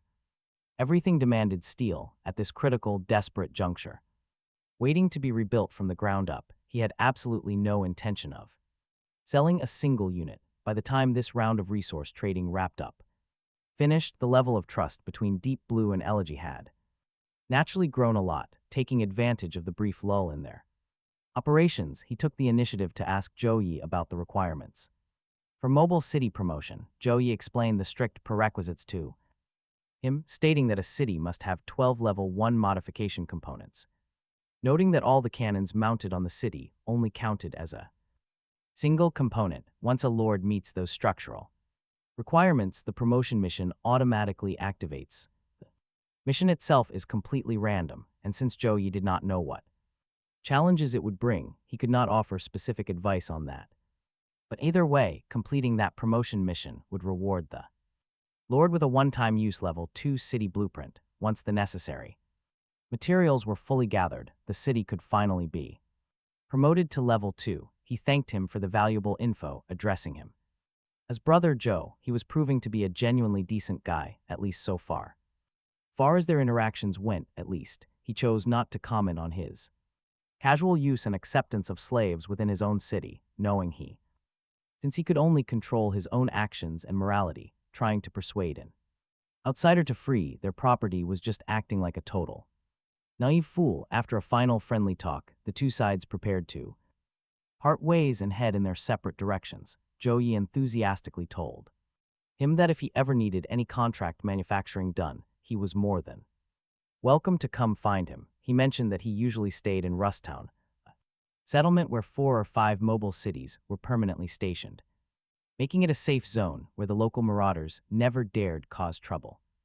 At the very end of his transmission, he sent over a long list detailing his city's manufacturing capabilities. He took one look at the document and clicked his tongue, completely taken aback by what he saw. Aside from standard daily necessities, the list featured over a dozen distinct types of high-grade Level 1 armaments, including Level 1 off-road vehicles, Level 1 infantry fighting vehicles, and Level 1 rocket launchers. To be able to mass-produce that kind of heavy hardware while casually claiming an industrial city is not good at combat felt like a massive understatement. Who was he trying to fool with that modest act? It was no wonder they had the confidence to venture out alone toward Deep Blue without even mounting standard Level 1 cannon on their outer hull. The realization made him feel sudden pang of regret, and he thought that he really should have kept those 2 raider cities around instead of letting them retreat. If they had joined forces to ambush them, they might have successfully taken down both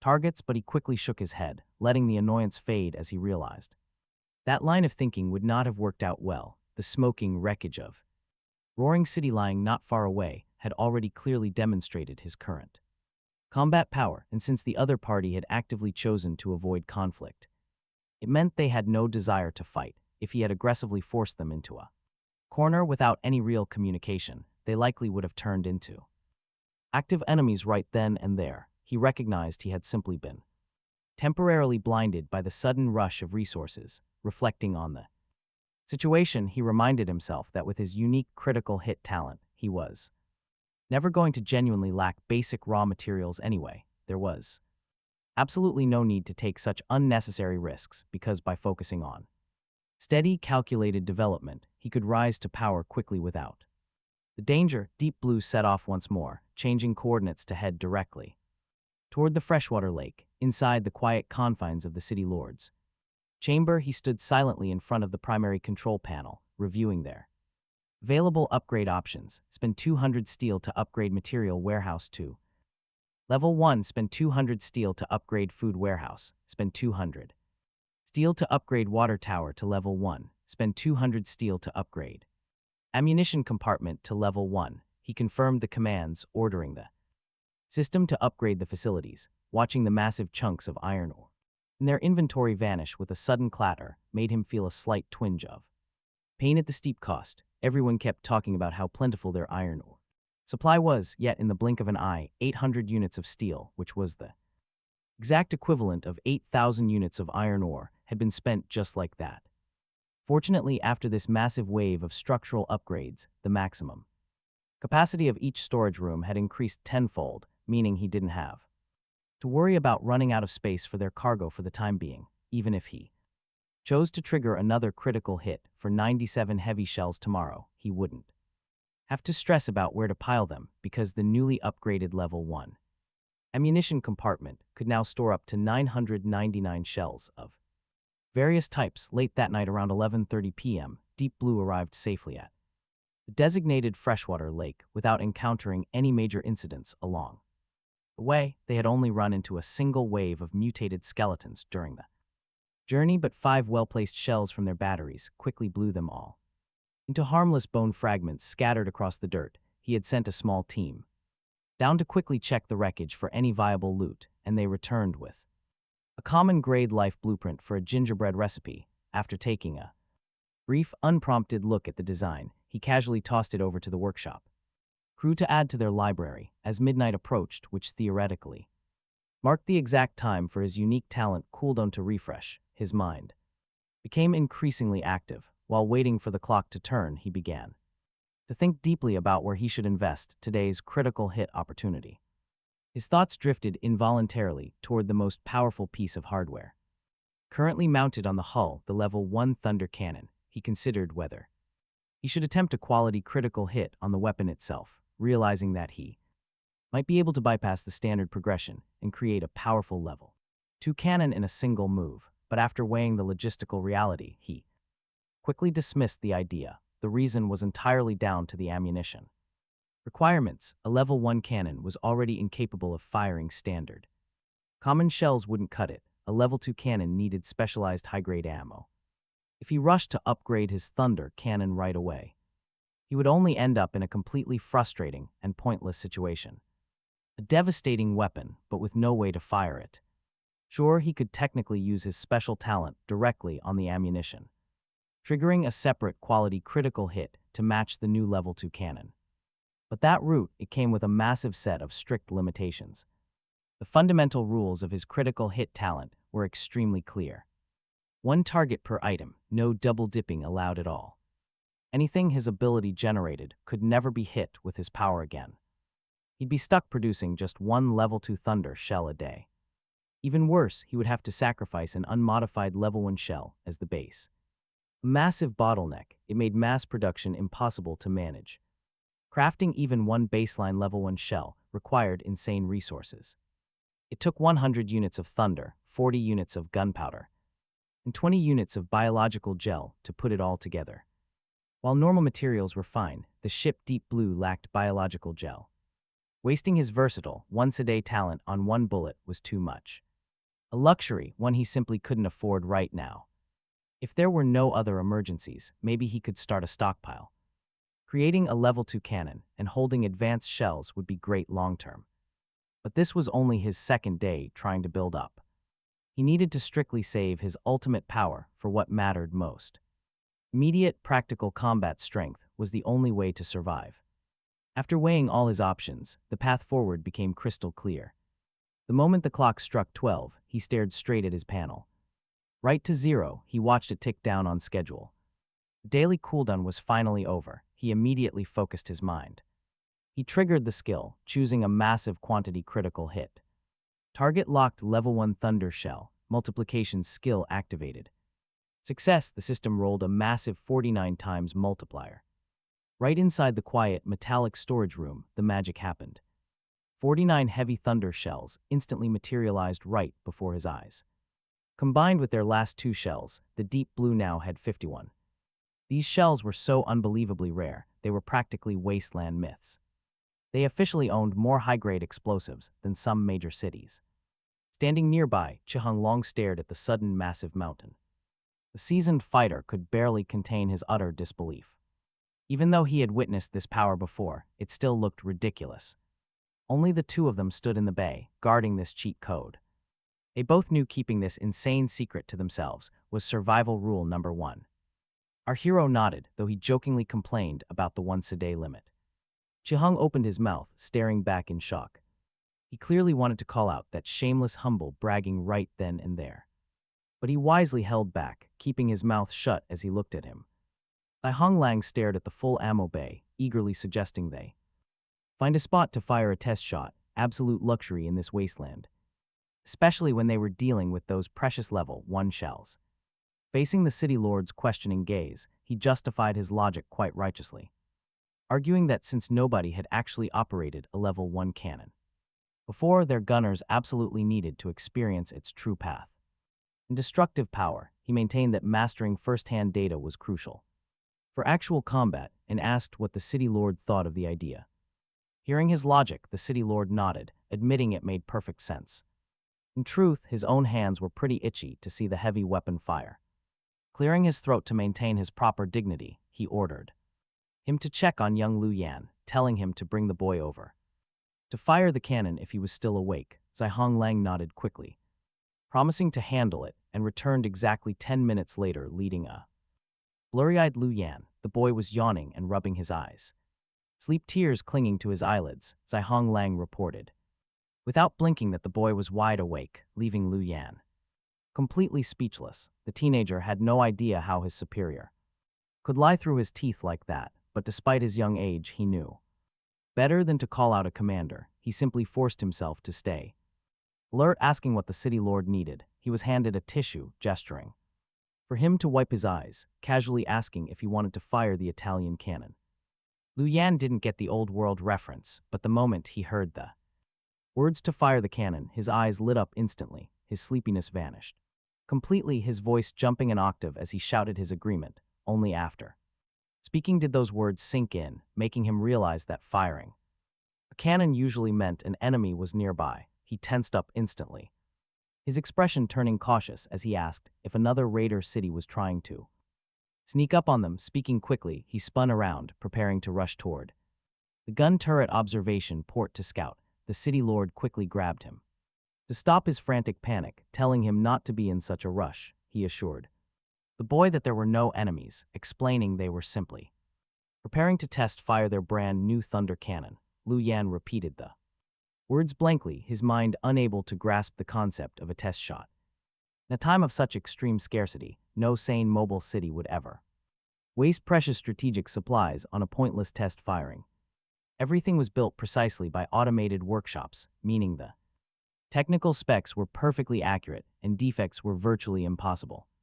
So there was nothing tangible to test, but remembering the city lord's miraculous ability to conjure wealth, he suppressed the urge to argue. Besides, the prospect of firing a real level 1 shell was something he had never even dared to dream of before. He was a teenager, after all. So keeping his excitement down was impossible. A flood of questions burst from his mouth, asking if they were firing right now, what the target would be, and if they would even see clearly in the pitch darkness outside. Those rapid-fire questions exposed a massive flaw in his spontaneous plan. It was far too late, but he wasn't worried about tracking the blast, because the thunder cannon's payload would be bright against the night sky. No, the real issue was the noise. It would wake the entire city. Everyone was completely exhausted after a brutal day of non-stop fighting. With grueling labor waiting tomorrow, waking them up now felt incredibly selfish. He didn't want to startle them, just to satisfy some random curiosity. Annoyed by his own lack of foresight, he sighed and called it off. They should wait until dawn so everyone could get some good sleep. But wait, Xu Lang immediately spoke up to counter the decision. He argued that right now was the absolute perfect time to wake them. They needed to watch this spectacular test firing together as one community. Stunned by this sudden proposal, the city lord asked him to explain. Xu Lang explained that their rebellion had only just succeeded today. People were still on edge, their hearts unsettled after all the violence. Even if they slept, they were likely full of deep, restless worry. No one knew what tomorrow would bring under this brand new regime. But waking them up for a massive live fire test would change everything. He promised it would bring 2 massive benefits to the fragile city. Holding up a single finger, he said shared activities forged deep unity. It would build a real sense of belonging among the exhausted survivors. Second, and far more importantly, it proves their overwhelming strength. Showing they have the power to protect everyone gives them true security. In the old world, people called this a grand military parade. Sure, they didn't have the fancy setup for that right now, but a live weapon test would achieve the exact same psychological goal. Xu Lang promised with absolute confidence that this was the answer. Every single citizen would sleep peacefully after seeing that massive blast. These weren't just flimsy excuses he made up to watch the cannon fire. He had actually analyzed the profound social impact of this display beforehand. Otherwise, wasting valuable live ammo would just be childish curiosity. Something he could never justify to himself, let alone his lord. Hearing this thorough breakdown, the city lord nodded in silent approval at the sheer brilliance of it. He praised his commander's foresight, though he laughed a bit at himself. Turns out he was the only child who just wanted a loud explosion. But he kept his cool, professional composure, giving away absolutely nothing. Making the final call, he told him to go ahead and do it. He ordered Xu Lang to broadcast the message and gather the people.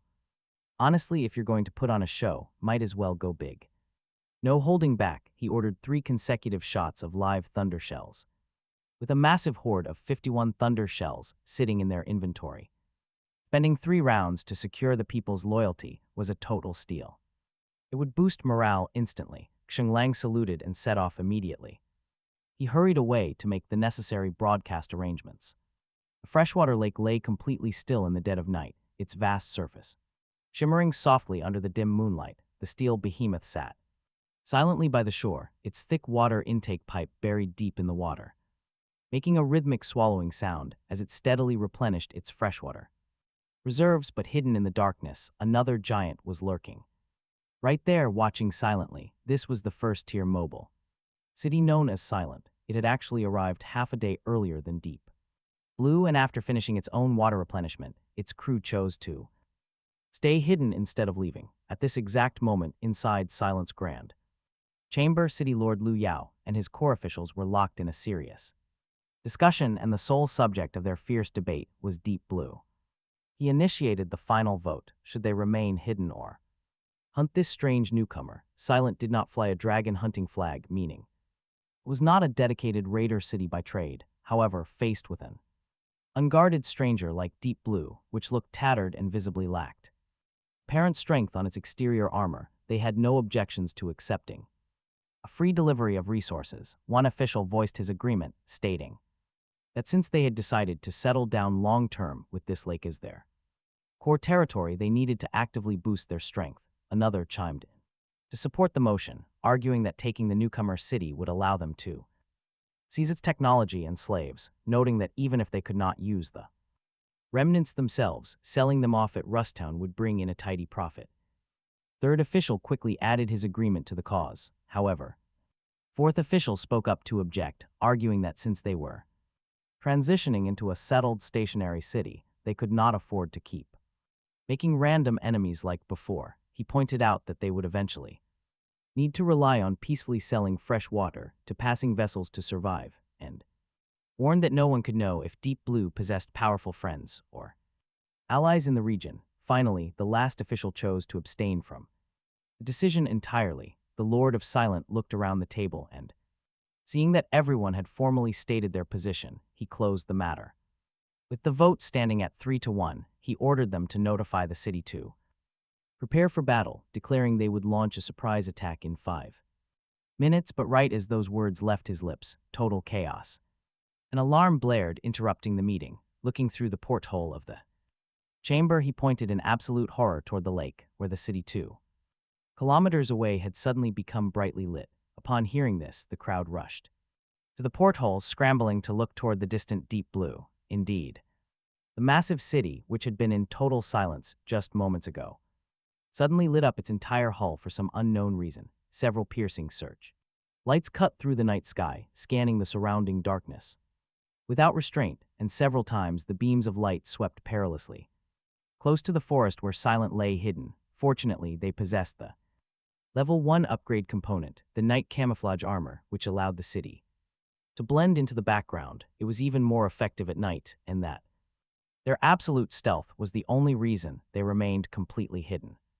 But the strange movements of the enemy forces were highly unusual, triggering immediate panic inside. They asked their leader if the enemy possessed a warning upgrade, an advanced system that could somehow predict danger and warn them of incoming attacks beforehand. Anxious theory: no such legendary technology had ever actually existed. The Lord of the Silent looked incredibly solemn, admitting he had absolutely no idea what was happening. He noted that basic searchlights would never be enough to find them.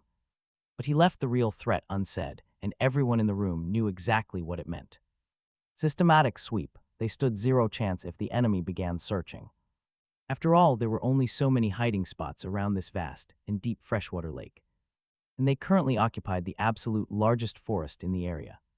If the enemy detected hostiles, they would target this forest first. Before the crowd could even panic, a terrifying and sudden reality began to unfold now. Panic struck. A scout screamed in absolute horror. The enemy possessed a level 1 cannon, and its massive, deadly barrel was lighting up. The commander ordered his gunners to fire 3 direct shots right at that massive forest. Hearing his gunners ask for targets, the Lord casually gestured. He casually pointed straight at the most prominent forest. The chosen forest was massive, packed with incredibly thick trees, and located safely far away. It was the perfect target to easily demonstrate their raw power. He wanted to show the legendary level 1 thunder cannon to the waiting residents here. This plan gave Liu Yan 2 shots and Mongol just 1. Firing this massive weapon would grant them valuable combat experience, far more than any ordinary weapon in their arsenal could ever hope to provide them. Since Liu Yan possessed the rare miracle gunner skill, he was favored. The city lord wanted to funnel special resources to dramatically accelerate his combat growth. No complaints, the crew complied with his decision immediately. After issuing the order, he took Shenglang and his trusted assistants upward with him. They headed directly to the observation tower's highest peak. Meanwhile, news of the level 1 weapon test spread throughout the entire city within minutes. The entire interior of the Deep Blue buzzed with raw excitement. People poured out of their private rooms, rushing eagerly toward the open-air small plaza. Everyone wanted a clear view. Wang Hao squeezed into the crowd. The freezing winter wind whipped his face, causing a sharp and sudden sting of pain. But he barely cared, welcoming the shock to keep his head clear. Beside him, a young man was talking very excitedly to his close companion about the event. He was beaming with excitement, explaining that the city lord was preparing to test fire today. The level 1 thunder cannon, waking everyone up to watch it together. His friend agreed enthusiastically, noting this was a historic moment. Otherwise, the leader would never have turned on every single searchlight inside the city. Another resident chimed in, marveling at the incredible level 1 weapon. Under their old city lord, they would never have witnessed such a magnificent sight here. The crowd laughed, feeling deeply grateful for their new city lord. They offered heartfelt thanks to the brave warriors who fought in the recent uprising now. Without their incredible courage, everyone would still be suffering today. Otherwise, they would still be exploited. Hearing the excited chatter around him, Wang Hao subconsciously shrank back, trying to hide. Deeper into the crowd, he spotted several young men. Nearby, keeping order with high spirits, they all wore red cloth strips tied around their arms, the identifier used to separate friend from foe during their uprising, and after they succeeded. Everyone treated it as a proud badge of honor, refusing to take it off. Except for Wang Hao. Suddenly, a familiar voice rang out as his roommate. Yang spotted him, Yang, who also wore a red cloth strip tied proudly. Round his arm, asked where his own marker was. Wang Hao's face turned. Beat red instantly, though fortunately the darkness of the night masked his reaction. He stammered an excuse, claiming he had just showered and washed the cloth strip so it was still drying, when their leader had initially recruited him for the cause. He had agreed instantly on a sheer impulse, but when the uprising actually began, when the leader and his trusted aides charged to the front to raise their arms and shout, fear got the better of him. He had hidden away in the storage room and only emerged once the dust had completely settled. Fortunately, the storage room had not been cleaned in years because he walked out covered in dust. Nobody realized he was a deserter, yet he himself could not get past that mental hurdle. Whenever he saw that splash of red, he felt a piercing shame to the point where he simply did not dare to wear it like the true fighters. Yang did not pay much attention to the excuse. In his eyes, they were simply brothers who had survived life and death together, so he grabbed him and began pulling him toward the very front of the deck, telling him to come along. He explained that the front was a spot the leader had reserved for the fighters, questioning why he stood back in the crowd instead of coming up. To prove his identity, Wang Hao protested, but Yang possessed immense strength and the sudden pull jerked him forward, dragging him helplessly to the very front of the plaza. By the time he broke free, it was already too late. The surrounding crowd, seeing another person standing at the front whom they assumed was a hero of the uprising, gave the warmest applause without hesitation. Those cheers at that exact moment felt like scorching branding irons pressed ruthlessly onto Wang Hao's conscience, leaving him feeling utterly ashamed. In a daze, he heard the countdown from the deputy Kai Honglang beginning to echo over the city broadcast. 10, 9, 8. The numbers ticked down until they reached 3, 2, and 1. After a brief pause, the leader's voice, steady and carrying the resonance of metal and stone, echoed over the system to give the final command, fire. The hundreds of people gathered in the small plaza fell silent for a split second, and then the air burst into a roar of anticipation. But watch closely, a strange hum of energy suddenly resonates through the air, causing the clamor of the entire plaza to come to an abrupt standstill. Immediately afterward, a blinding flash of light burst suddenly from the city's flank, illuminating everyone's pale faces against the dark. And the thunderous roar that arrived a beat later made everyone's legs go weak.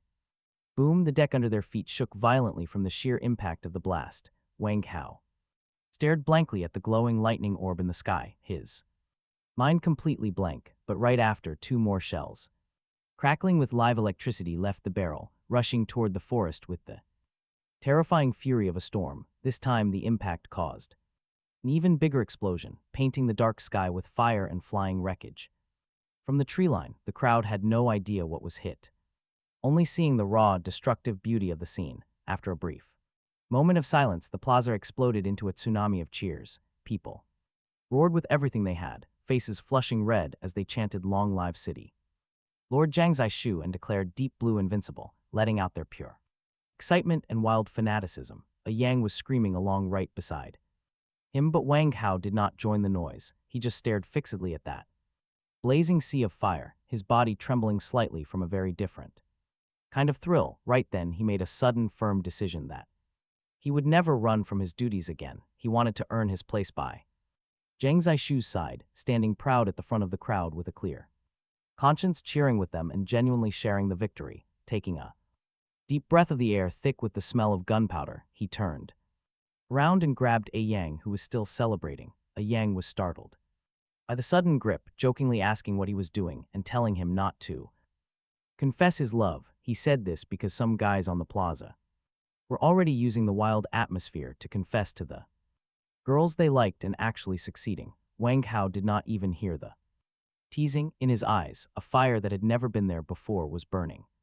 brightly, and using all the strength he had, he asked clearly if the assault vehicle team still needed people, but the public had no idea that while they were cheering and celebrating, the upper levels were in total chaos. Zhang Zishu hurried down from the observation tower toward the cockpit, his mind racing as he demanded to know what was happening and why a mobile city had suddenly run directly into their cannonball. Just moments earlier, while Chihang Lang and Zhang Zishu scanned the view with high-powered binoculars to watch the impact of their bombardment, a massive mobile city suddenly emerged from the night, colliding with their shell in a nearly suicidal manner. Under the devastating force of their level 1 cannon, that strange mobile city took the full impact of the damage, instantly exploding and disintegrating. The fiery flashes the public saw earlier were actually caused by the catastrophic destruction of various facilities inside that vessel. At that terrifying moment, Chihang Lang and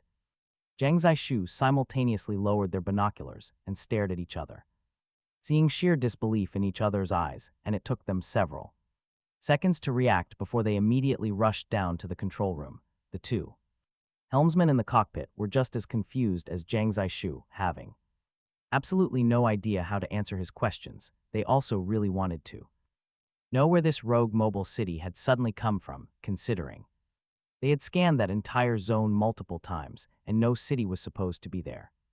But right then, a sudden message arrived from Mongulong at the artillery lines. He reported that Lu Yan's insane talent had just been triggered. It was the Miracle Gunner, a truly broken, advanced passive skill. A godly shot that bets everything to predict the exact future. This shot would either misfire or send the enemy straight to their ancestors. It only had a 5% trigger rate, but after 20 failed attempts, the next blast was guaranteed to trigger an absolute miracle. When faith is fired with the shell, the entire battlefield will tremble. Remembering how the skill worked, the pieces finally clicked together for him. He realized this whole attack was actually a direct prediction of what lay ahead. He had wondered why that moving city would intentionally block their attack. But it turned out Lu Yan had predicted their exact movement path. This massive misunderstanding left Chihang Long and him staring at each other. Shaking it off first, he immediately ordered his men to launch a rescue operation. They needed to quickly search the wreckage and rescue any survivors they could find. But Chihang Long spoke up, warning him that those survivors might not be innocent. His mind raced as he tried to find a logical explanation for this chaos. In the brutal wilderness, you were either a trusted friend or a deadly enemy. He pointed out that since they arrived at the lake, the others had stayed silent. They never sounded their horn to signal their presence to the newcomers. Instead, they chose to lurk in the darkness, which was highly suspicious. It suggested they had bad intentions, though they could just be avoiding trouble. Perhaps the other party simply wanted to avoid trouble and chose to ignore them. But for now, Chihang Long knew better than to speak that possibility aloud. He kept pushing, asking if the chief had ever heard of the dark forest theory. While this situation was not quite as severe as that terrifying concept, He still argued that with an unknown mobile city hiding so close to them, just a kilometer or two away, if they did not strike, the enemy surely would. Even a standard cannon shot hitting their main power furnace could ruin everything. It could completely destroy them, leaving absolutely no room for mistakes. Without explicit goodwill from the other side, they had to assume the worst. He finished his speech and looked at the chief with an anxious expression. He was clearly terrified that the chief would feel guilty and demand a full rescue. Or worse, compensate the survivors with the immense resources to build a new city. It was not that they could not afford it right now, but doing so would still deal a massive blow to their overall progress. Having spent time together, he believed he understood the personality of the chief. He saw him as a transmigrator who still held old-world values. Someone who still clung tightly to the moral bottom lines of his former homeland. But Chihang long assumed those morals were entirely useless in this harsh reality. The chief simply told him he was overthinking, as he was not that soft. He was not nearly as foolishly stubborn as Chihang Long had imagined. He explained that the situation now was totally different from earlier today. They finally had the time and resources to absorb their entire population.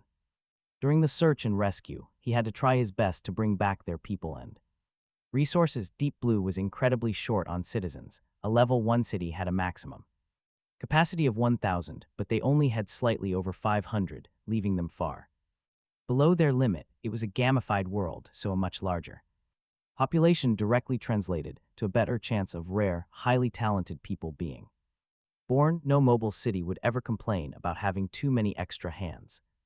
After the public finished celebrating that insane display of military power, he threw a massive bonfire party, ordering the use of their entire city's 3-day food reserve to cook up level 1 luxury treats like fatty happy water, happy fried chicken, and whole wheat bread, letting the residents fully feast all night. But almost nobody noticed that soldiers with red cloth bands tied around their arms had quietly slipped away from the wild festivities. A brand new mission had just dropped. Even the elite fighters had only just realized that those 3 massive thunder cannon shots had actually obliterated an entire mobile city. They had no clue it was a total accident, believing instead that their master had deliberately targeted that hidden city to show off their incredible, overwhelming military power to the entire public. Now it was their turn to clean up. Suddenly their admiration for him reached an all-time high, and with a fiercely revitalized fighting spirit, the combat convoy sped off into the night. Within just 10 minutes, they completely crushed all the remaining resistance forces of the Silent. Meanwhile, a sudden system notification flashed before his eyes, saying, "Congratulations. Your army has successfully captured the enemy city lord's console. Please return to your own console to operate." He headed back to his room and decided to copy all of the opponent's blueprints, skipping over the basic daily supplies. He focused all his attention on the modification parts and high-tier weapons. The system chimed, "You have successfully plundered all blueprints from Silent's enemy city lord. You have obtained the blueprint for the level 1 night camouflage armor, plus the blueprint for manufacturing blueprint for the level 1 engine silencer modification part. The night camouflage armor is level 1 quality, featuring a special coating and a light distorting force field. This allows the city to blend into the surrounding background, significantly reducing the chance of being spotted, especially under the cover of night." The description reads, "You are a sneaky little ghost operating at night." Next is the level 1 engine silencer, which goes on the exhaust system. It can massively quiet down the city during movement. The system description was pretty hilarious, mentioning a sneaky surprise attack by a massive multi-thousand-ton machine. Looking at the data, he realized the Silent was built entirely for night raids, with parts leaning heavily in that stealthy direction. A sudden wave of genuine fear hit him. Honestly, Liu Yan had just saved them. At that point, they were completely caught off guard. Since the Silent had gone full stealth, they definitely had some dark intentions. It was highly likely they were already closing in. They still weren't close enough, just waiting for the perfect opportunity to strike. His dark suspicions were soon confirmed when a special prisoner was dragged back by the combat squad. The man explained that this was the exact process they had discussed, admitting that their city lord indeed planned to strike against his esteemed city, but hadn't found the Chance yet, he pleaded desperately, however, claiming he was the only one who had held a clear opposing opinion during the meeting. This middle-aged man, who looked quite honest, was kneeling obediently not far from him with the cold muzzle of a gun pressed firmly against the back of his head. He looked down and asked if he was a high-level official of Silent, and he nodded, quickly confirming that he was the director of their logistics department. He nodded, looking down at the man from above, calmly asking if he heard correctly that he wanted to join them. The middle-aged man nodded vigorously, eagerly explaining that he had been the director of the logistics department, making him highly skilled at resource planning and other administrative tasks. He didn't care about his previous position and cut him off, informing him that after joining Deep Blue, he could only start from scratch, adding that if he wasn't willing to accept those terms, he was perfectly free to leave right now. Starting from scratch inherently meant beginning his tenure as a commoner, a reality that was quite hard to accept for a middle-aged man who was used to occupying high positions and enjoying a life of luxury. He opened mouth, a clear look of unwillingness flashing across his face, as if he wanted to argue his case further, but seeing his hesitation, he simply signaled his men to throw him out. Talk about ruthless, no time to waste on him. As for whether that middle-aged man ultimately lived or died out in the wasteland, he didn't particularly care, or rather, there was really only one inevitable outcome for someone in his position. When two mobile cities clashed, the commoners and slaves of the defeated side could easily be absorbed into the victor's ranks, but the high-ranking officials could not. It was just that he wasn't particularly bloodthirsty, which was the only reason he was willing to spare his life in the first place. So, if he couldn't seize the opportunity himself, he had no one else to blame. Having dealt with that brief episode, he turned his attention back to processing the spoils they had recovered from Silent. He noted to himself that they needed to manufacture the night camouflage. Had to admit that those two specific level 1 components could significantly increase the overall survival rate of a mobile city. If they ever encountered an opponent they couldn't beat, they could simply find a quiet place to hunker down, and those modifications might just allow them to escape with their lives. He headed down to the workshop and opened the manufacturing interface. The moment he selected those two components, two detailed material lists popped up on the screen. Night camouflage armor needs 600 steel and 600 polymer units, 200 electronic components, 100 biological gel, and the silencer material list: 100 steel, 100 precision parts, 50 titanium alloy or units, 30 biological gel. Looking over both lists, he immediately felt a or units, 30 biological gel. Looking over both lists, he immediately felt a with a familiar headache coming on. He quickly compares the strict requirements with Deep Blue's current inventory, muttering in frustration because he had clearly felt like he captured a huge hoard of resources, yet still lacked the means to manufacture even one decent upgrade component. The steel supply was fine. After swallowing Roaring City whole, they still had 1,518 units remained in storage, and their remaining iron ore could be smelted into nearly another 900 units, meaning those baseline reserves were quite sufficient. They also possessed a healthy amount of precision parts and titanium alloy ore, sitting at 219 and 179 units. The core problem lay entirely with the other three materials, specifically the polymers, electronic components, and biological gel. These three specialized resources could only be scavenged from ancient city ruins and could not be produced on their own, making the shortfall incredibly difficult to make up for a while. No wonder so many mobile cities ultimately turned to the path of marauders, given how strictly the system limited these vital resources while simultaneously increasing the demand for upgrades. Under these conditions, very few city lords could fully meet the progression requirements entirely on their own. But then he stops. Wait, they still have the silence reserves to draw from, since that city had been preparing to permanently take root near a freshwater lake. It had to have stored a large amount of raw resources. He immediately contacted Chihang Long via the communicator, instructing him to organize the other party's material list and send it over to his console as a priority. In less than 10 minutes, the compiled list flashed onto his screen. He quickly opened the file, his eyes scanning down the long string of numbers, and his face immediately lit up with joy as he realized that the electronic components and polymers were more than enough. silences accumulated.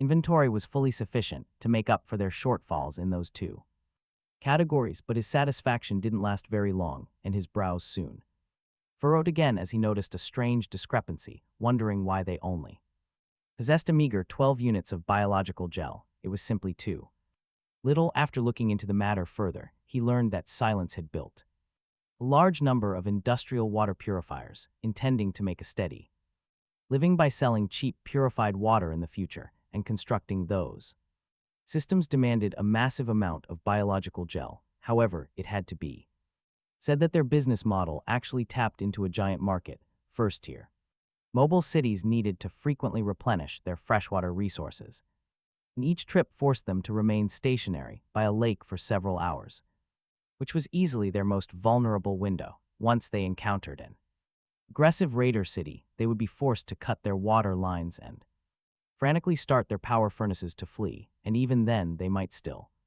fail to escape if they could simply trade directly for cheap pre-purified water and leave immediately after completing the transaction.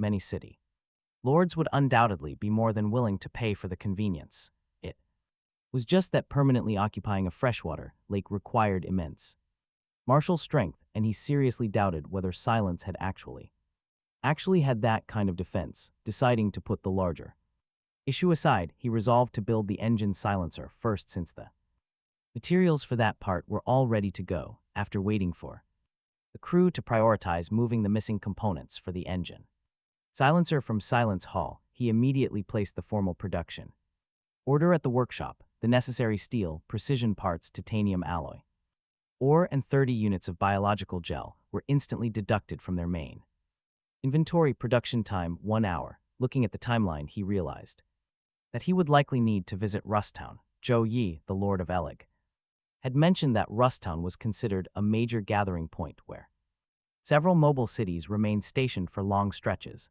Since there was a steady population there, a bustling market had to exist. Deep Blue could.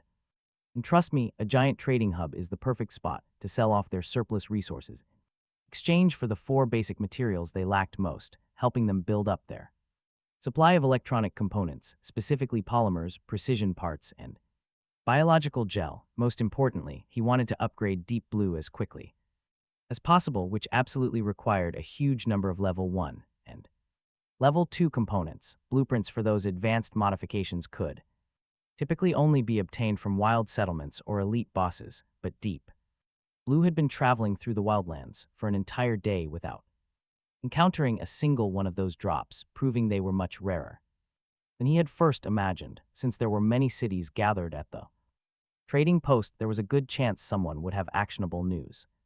Having made up his mind, he decided they would leave for Rusttown the exact moment all the remaining materials and personnel from Silent were successfully brought over to their city. The next day at 11 in the morning, their sleeping giant slowly stood up from the ground near the shore of the freshwater lake, accompanied by a massive mechanical roar. After a night of unlimited freshwater, Deep Blue was exceptionally clean, and the citizens inside had also thoroughly enjoyed a long-awaited bath right after the bonfire party. Now everyone was up and working in high spirits, feeling as if they had been completely reborn. Deep Blue itself reflected that fresh energy.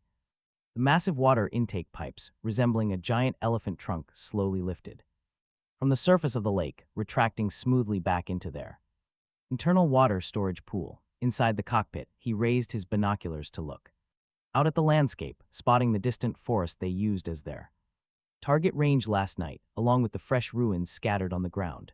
The sheer scale of the devastation made him click his tongue in secret. He wasn't the only one stunned by the sheer power of that level 1 thunder cannon. As the 2 helmsmen beside him, Wei Ran and Sun Shen, stared in equal awe. That forest was massive, and while 3 cannon blasts were far from enough to flatten it entirely, a radius of dozens of meters at the very center of the impact zone was completely leveled by the fire, leaving the ground charred pitch black. With his nod of approval, Wei Ran deliberately controlled the mobile city to steer directly past the edge of the target range, so all the citizens everyone on board got to see the raw power of their level 1 cannon up close. This deliberate demonstration instantly triggered a massive wave of excitement throughout the decks, and the residents leaned eagerly over the outer railings, staring with wide eyes at the Blackened wasteland, their amazed exclamations faintly penetrated the structural walls and reached the cockpit, making Wei Ran look visibly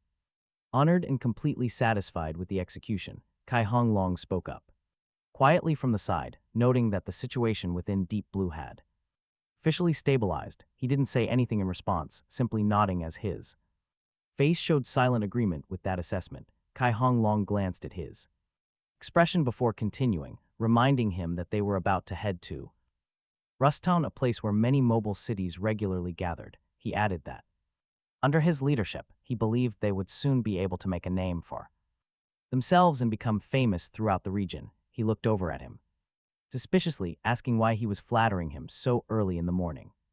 And questioning what it was he actually wanted to say, Wei Ran chimed in with a matter-of-fact look, arguing that Brother Qi was entirely right, and questioning how his statement could possibly be considered mere flattery. He added that he clearly didn't realize just how incredibly high his prestige had already grown among the common people right now. He ignored his input, keeping his eyes fixed directly on Kai Hong Long. His assistant took a deep breath, his expression turning extremely serious as he explained that Deep Blue, as it once was, should have been buried long ago, and asserted that they now needed a real name of their own. When the other two people in the control room heard Kai Hong Long's words, their breathing quieted down significantly, and a heavy silence filled the space. A name, yes, the name Deep Blue had long since died, along with the old city lord, and what they were standing on now was a brand new mobile city born entirely from its remains. They truly needed a new name to announce their arrival to this brutal wasteland, but whether or not to choose a new name was not up to them. It was a decision that belonged solely to him.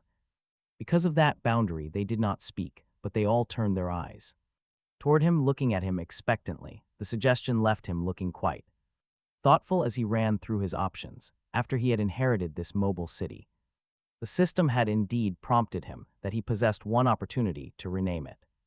But at that time, the city was entirely unstable, and with pressing internal and external troubles to manage, he had simply ignored the notification and later forgot about it entirely. Now that Kai Hong Long had brought it up again, it reminded him of the outstanding matter. He murmured that it was indeed time to choose a new name, and the moment the words left his lips, the few people in the control room broke into genuine smiles. Wei Ran excitedly snapped that it was great, slapping his thigh before immediately leaning over to his side, his face full of uncontained excitement. He urged him to think quickly, to come up with an imposing name, adding that if he really couldn't think of one, he could always offer his own suggestions. But before he could finish his thought, a large iron-like hand reached over from the side and clamped tightly over his mouth. Kai Hong Long expressionlessly dragged him away to the side to keep him. Zhang Jixu ignored Wei Ran's antics and frowned in deep thought, casting his gaze out at the distant scenery rolling past the porthole, wondering what kind of name he actually needed. Something imposing or perhaps prestigious, no matter which conventional style he considered, it never felt quite right, and he simply hated them. He wanted a name that truly represented himself alongside the foundational strength and ultimate future of this massive city. What was his true foundation? It was his god-tier talent that created absolute abundance out of total barrenness, and this city was merely the first point he had placed upon this vast wasteland, a tiny starting point that possessed infinite possibilities. Suddenly, a single word became crystal clear in his mind: singularity. When he spoke the name aloud, the group was visibly stunned at first, but after digesting the concept, the look in their eyes slowly changed. A singularity is the absolute beginning of the universe, the very origin of all things. Naming their vessel, this word showed an immense level of raw ambition and spirit. Once he made up his mind, he no longer hesitated, pulling up his system screen to perform the renaming operation. Do you confirm that you want to rename the mobile city Deep Blue to Singularity? This is a one-time opportunity. Please consider carefully.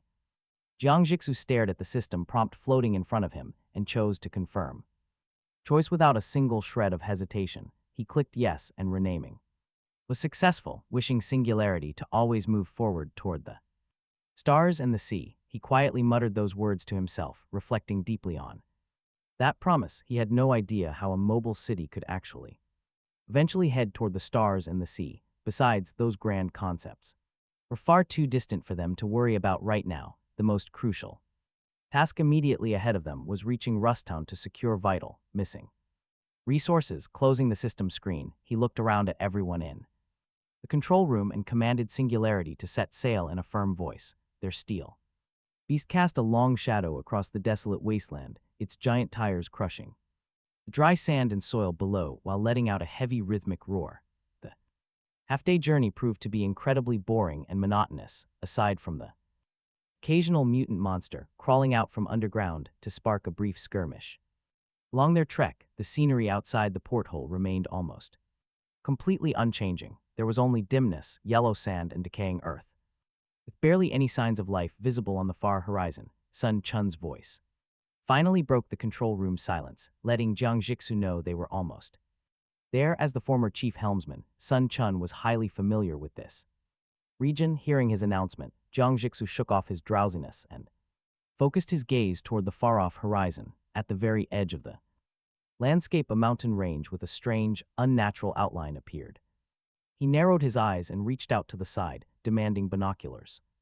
Wei Ran immediately grabbed the long-barrel binoculars hanging on the wall and handed them over. In his suddenly zoomed-in field of vision, that strange outline finally became sharp. He realized it was not a mountain range at all, but a massive steel city made of stacked and spliced remnants. He spots piles of completely scrapped giant mobile cities. His hand holding the binoculars shakes slightly at the sight. For a second, he is completely speechless, utterly shocked by what lies ahead. Every single wreck serving as the foundation is several times larger than his own. Singularity, absolutely unreal. Their hulls are covered with deep scars of war. Their dead muzzles stare out blankly like hollow eye sockets. He asks his companion aloud if these are level 2 mobile cities. And though he has never seen one in person, the answer feels perfectly obvious. Sun Chong rests his hands on the console, narrowing his eyes as he peers far out into the dusty distance.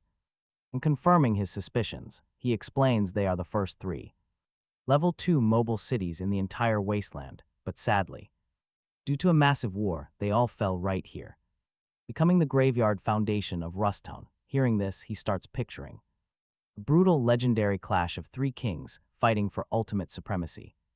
A conflict that ended in mutual destruction, yet knowing even a level 2 city can fall so quickly brings a brief moment of doubt to his heart. Still, he quickly steels his resolve.